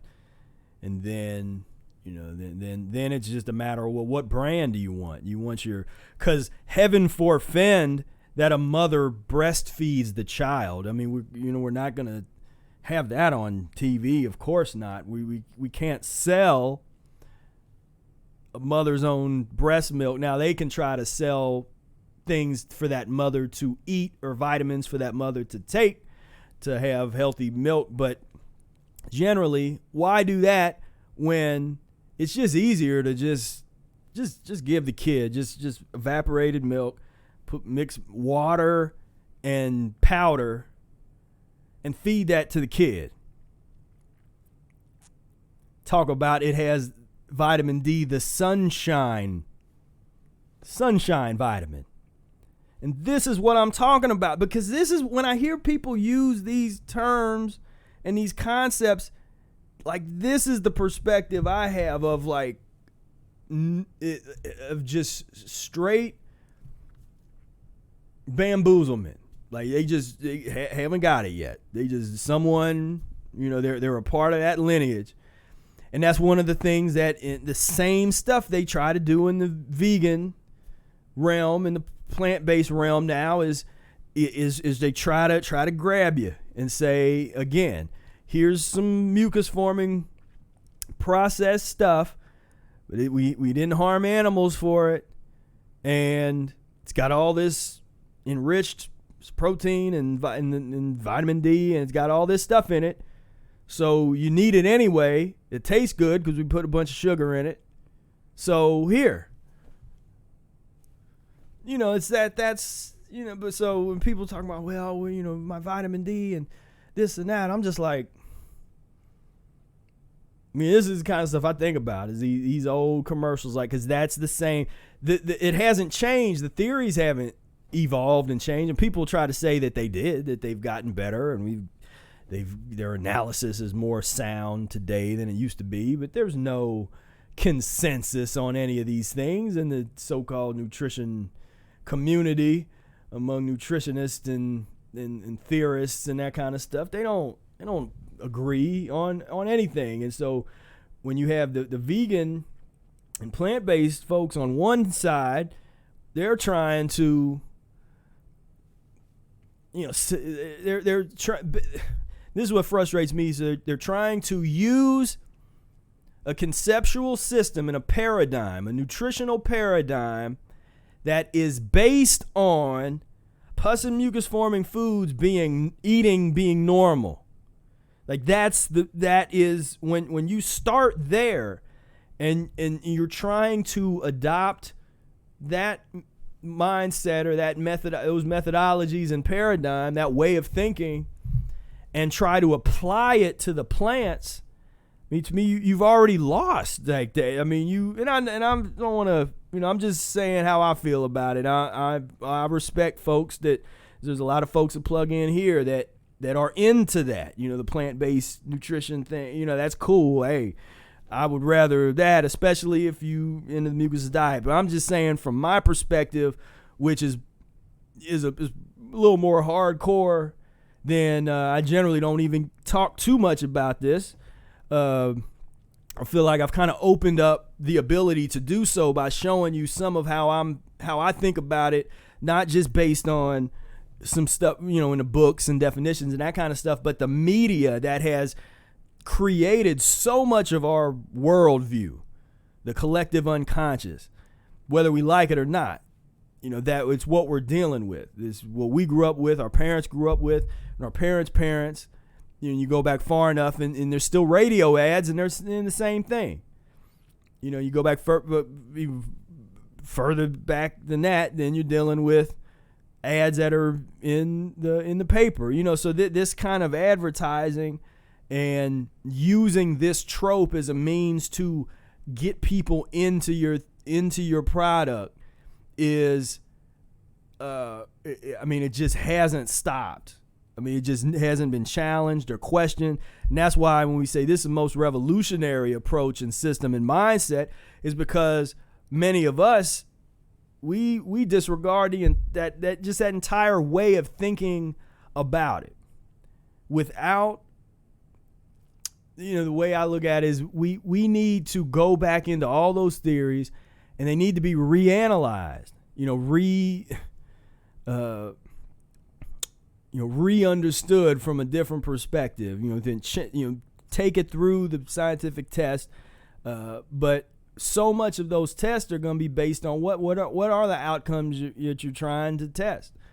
They're up till now, there hasn't in the funding, is you have to understand what the science, there becomes a closed community, and to have the real serious, again, moneyed interests are behind so much of the scientific studies and the nutritional studies that are being done. Look who's funding them. The meat, the dairy industries fund them. When they were coming out with doctors say how good smoking is, guess who was funding that? The tobacco industry would fund those type of studies. In the pharmaceutical, who's funding these things, and people are starting to talk a little bit more about it, because now they're saying, well, wait, the Gates Foundation and that kind of, when it comes to the vaccines and the stuff. But this goes so deep, and it goes way back, and there's way more to sort of analyze and understand than just a couple people today that do this. This is a monolith. This is something that a lot of time, effort, and money has been put into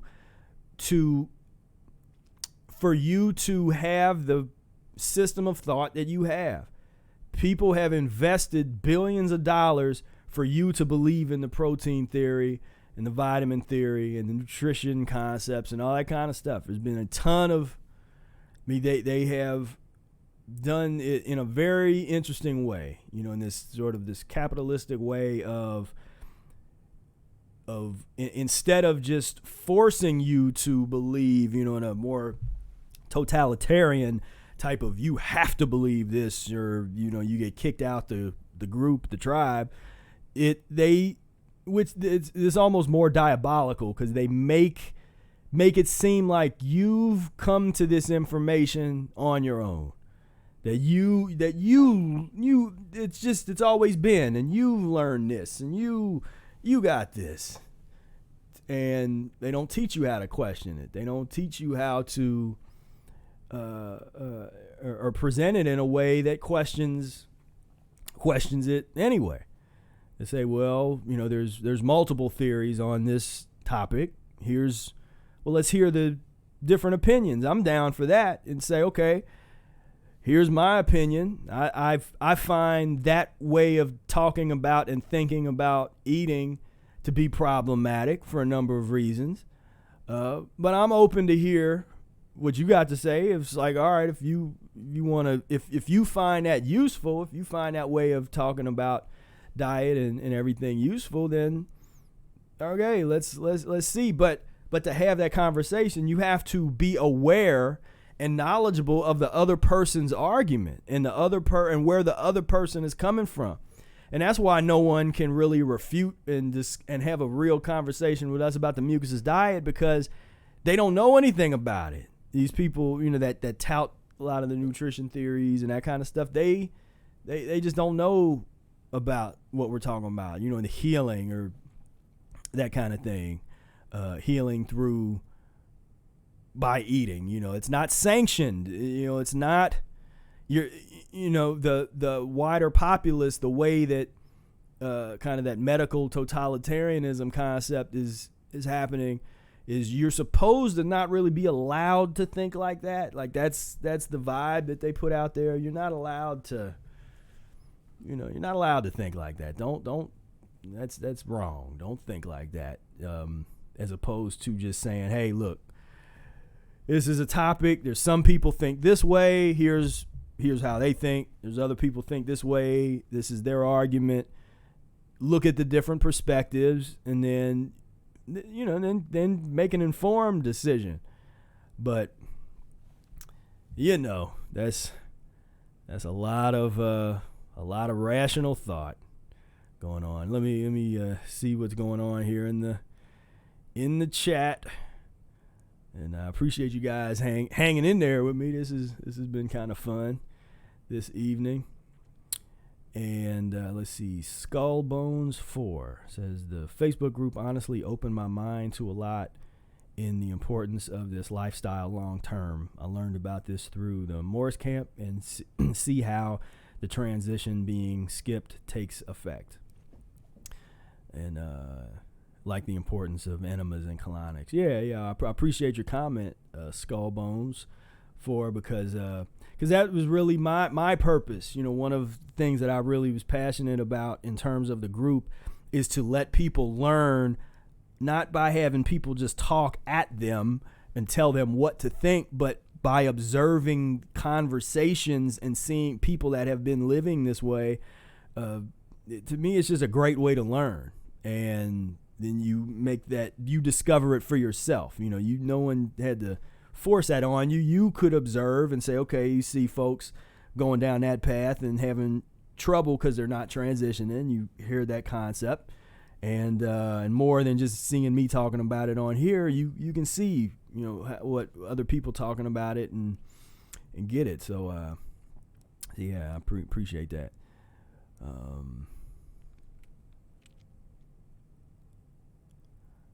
Let's go down here a little bit. I should try to.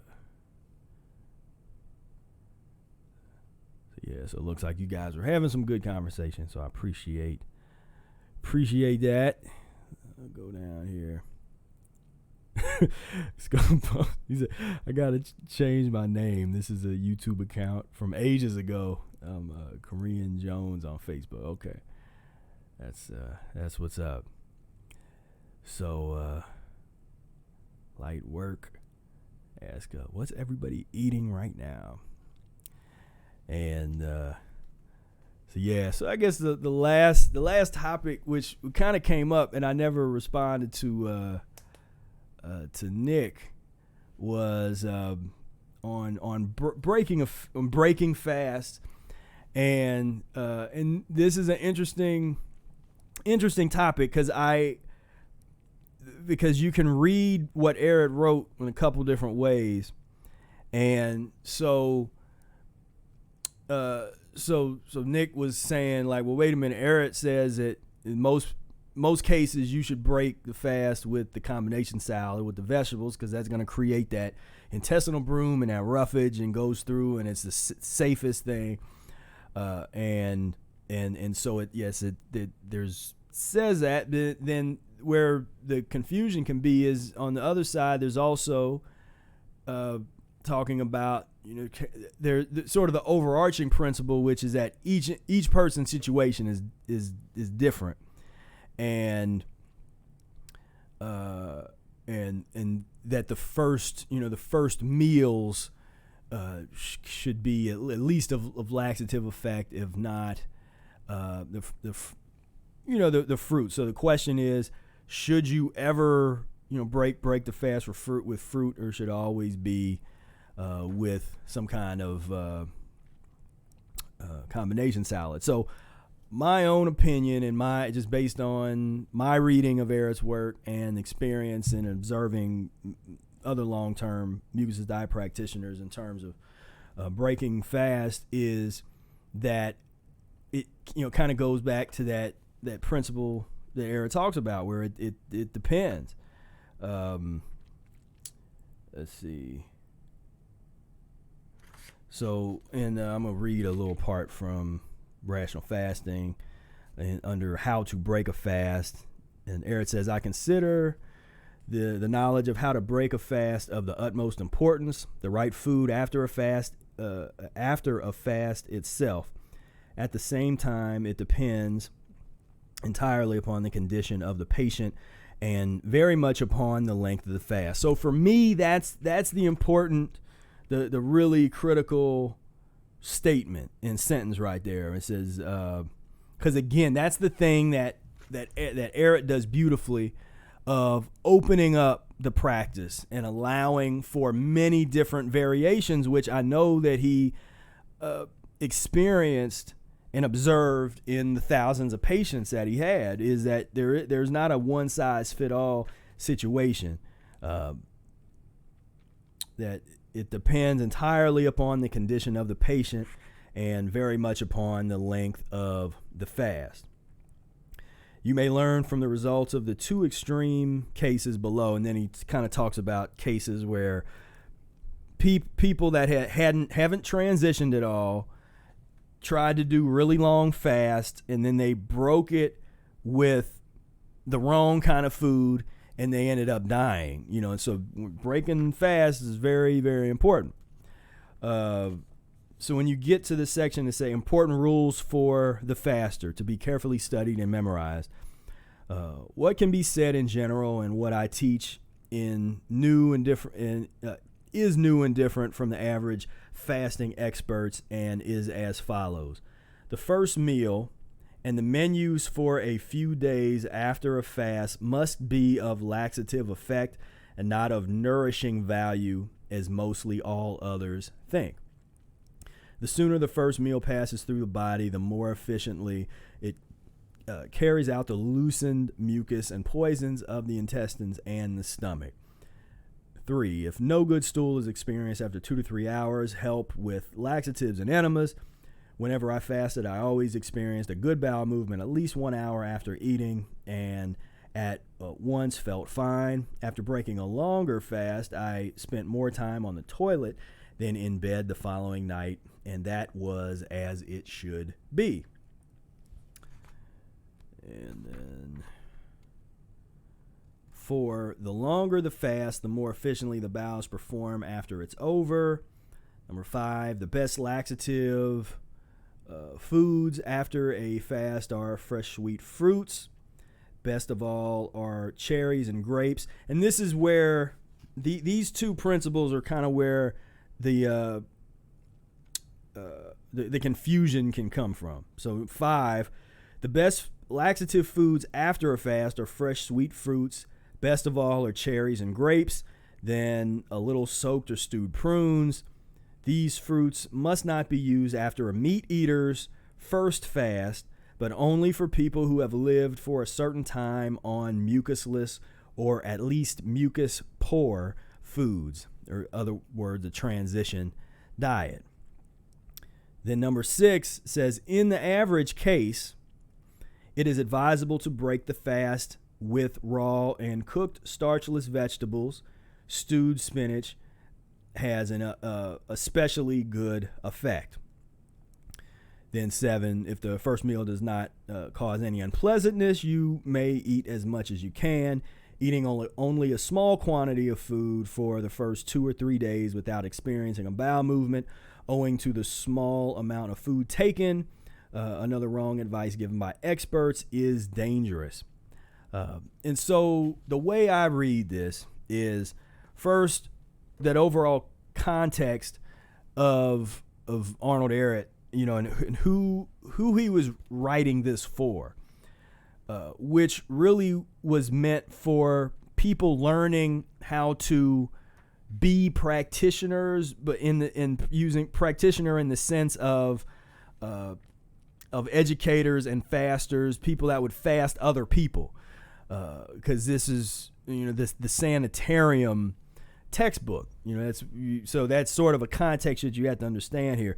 So when he's talking about the average case, he's talking about the average case of somebody that's in the sanitarium or somebody that may be reading his work. But, you know, the average case, especially if somebody that is getting into the lifestyle or the diet, you know, a lot of people are coming to this information. And if they're just coming to it for the first time, then pragmatism is and erring on the side of caution is more rational than trying to do something that is extreme or, you know, pushing real hard or something like that. So that's again why I call this rational fasting. And so this is the safest if you're somebody that's fairly new to practicing the Mucusless diet. You've coming from the standard anywhere diet, sad diet all over the globe of eating poorly. That's the safest thing to, you know, have a broom salad, have some cooked vegetables, that kind of stuff. And in my first couple fasts, I broke them like that, you know, way back in the early days of practicing the diet. But I eventually moved to where I would usually break my fast with a fruit meal. And especially if I was going to try to extend my mucusless period, where if the fast is mucusless, and then if I break the fast with fruit and eat nothing but fruit for a couple days, and then transition back into vegetables. I talk a little bit about this in terms of long-term fasting, where perhaps I differ a bit from Ehret or from what other practitioners do, and I try to be clear about that, where it's like, okay, you check out and deal with Ehret's methodology. But what I found for coming off of really long fast, when I say really long, I'm just, for me, like 5 and 6 month long fast are long. And that's just for me. That's might not be other people more advanced than me. That's nothing, you know. And then for some people, they might not be able to even conceive of not eating solid food for that long. Again, we're all at different levels. We're all coming from different spaces. But for me, and the way my body operates, for the longer, if I was to fast for just a couple months, I would need to transition back to solid food as opposed to just hitting that solid food right away. And because what happens for me when I do that is generally doesn't eliminate well. And especially if I was to have like a salad and instead of some fruit or something like that, you know, it's just not going to eliminate the way I'd want it to. And that's the name of the game, is that laxative kind of effect.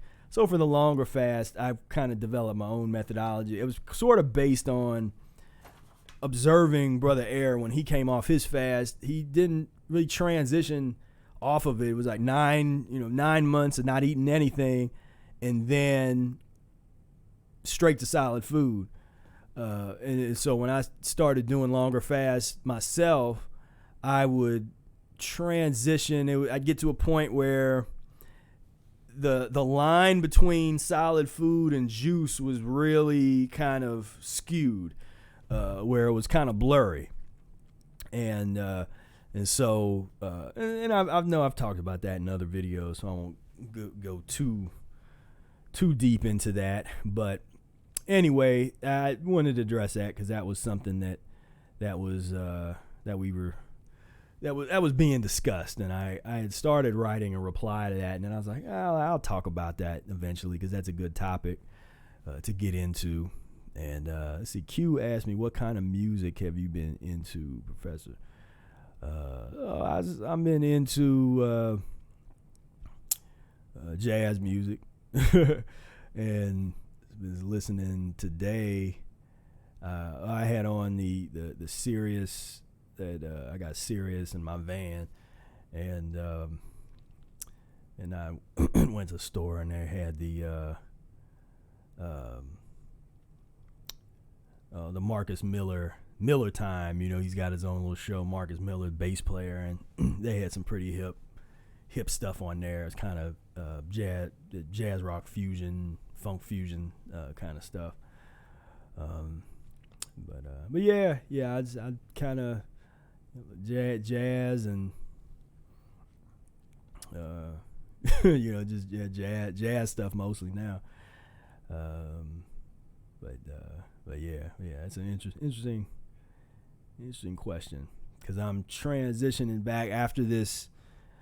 I live in modes, and I'm gonna be transitioning back into this music mode. Once all this stuff started hitting, I was in music mode as we were, with the Fire Music Project. We was really, we was getting some things happening, and then, with all this insanity going on, I kind of got, I got into like, all right, mucus-free life mode. I kind of went from my music mode to mucus-free life, and so I started pumping out the videos and just really like, all right, we need to get this message has to go out there and stuff.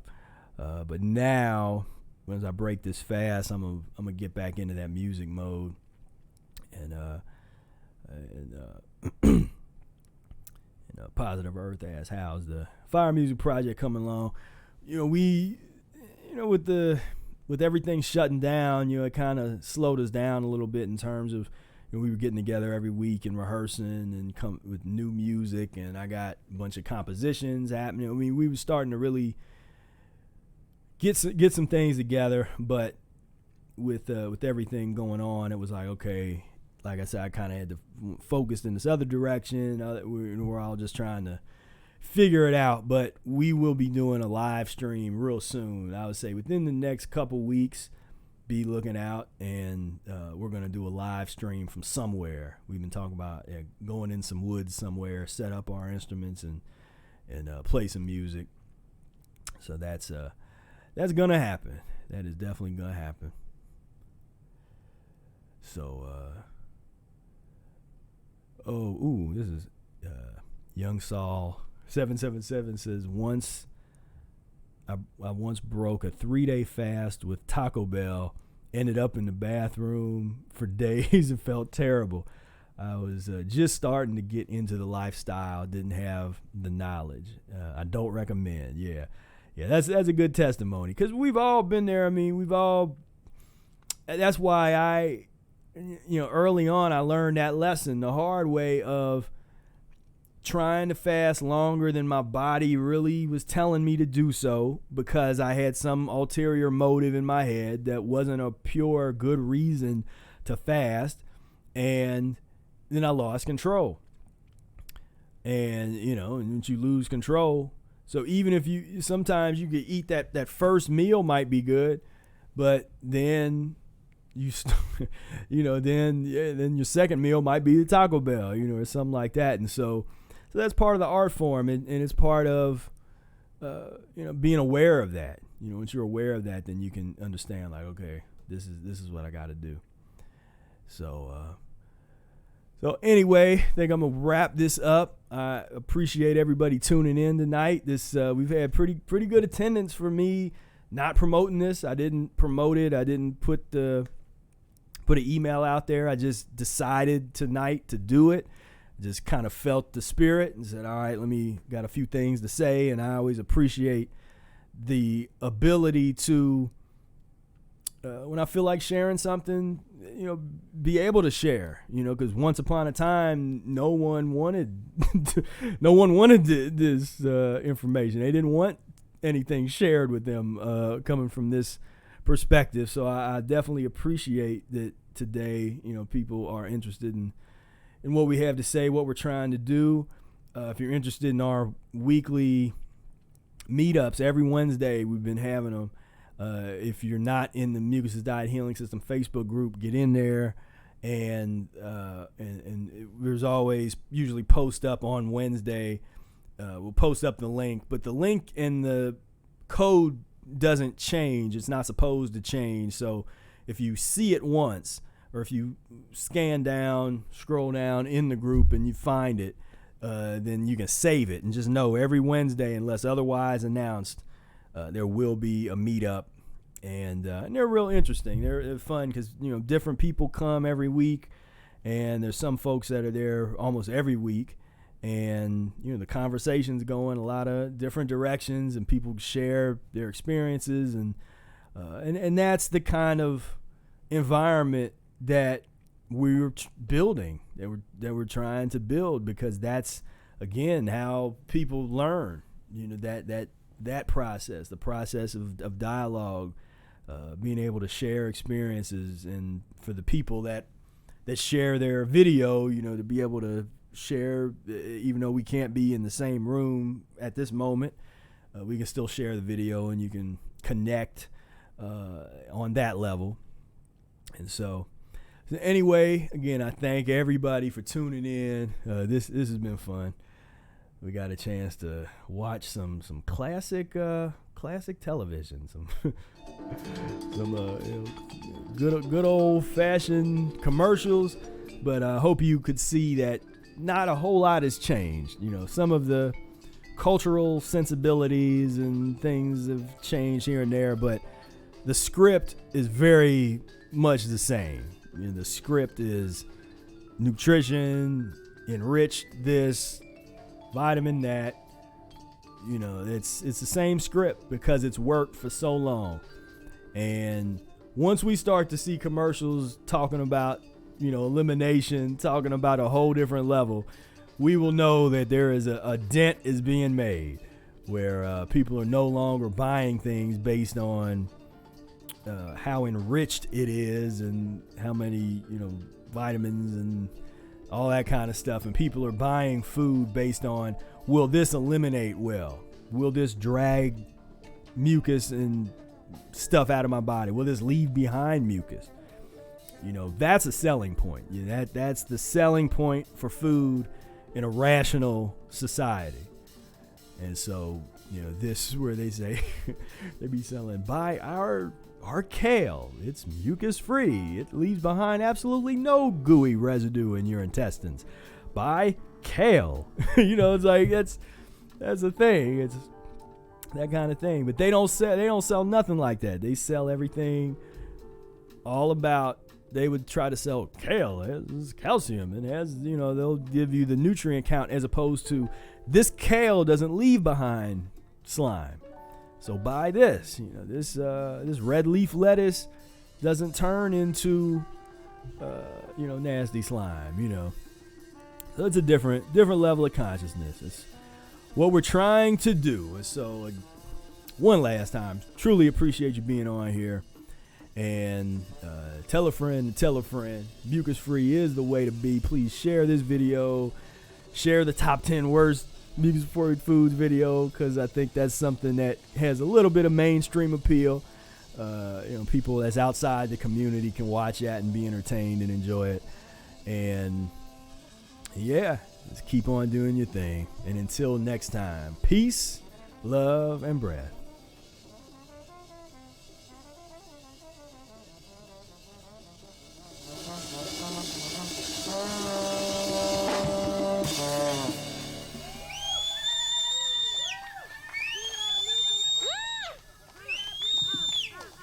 Give it up. We are mucus-free. What? We are mucus-free.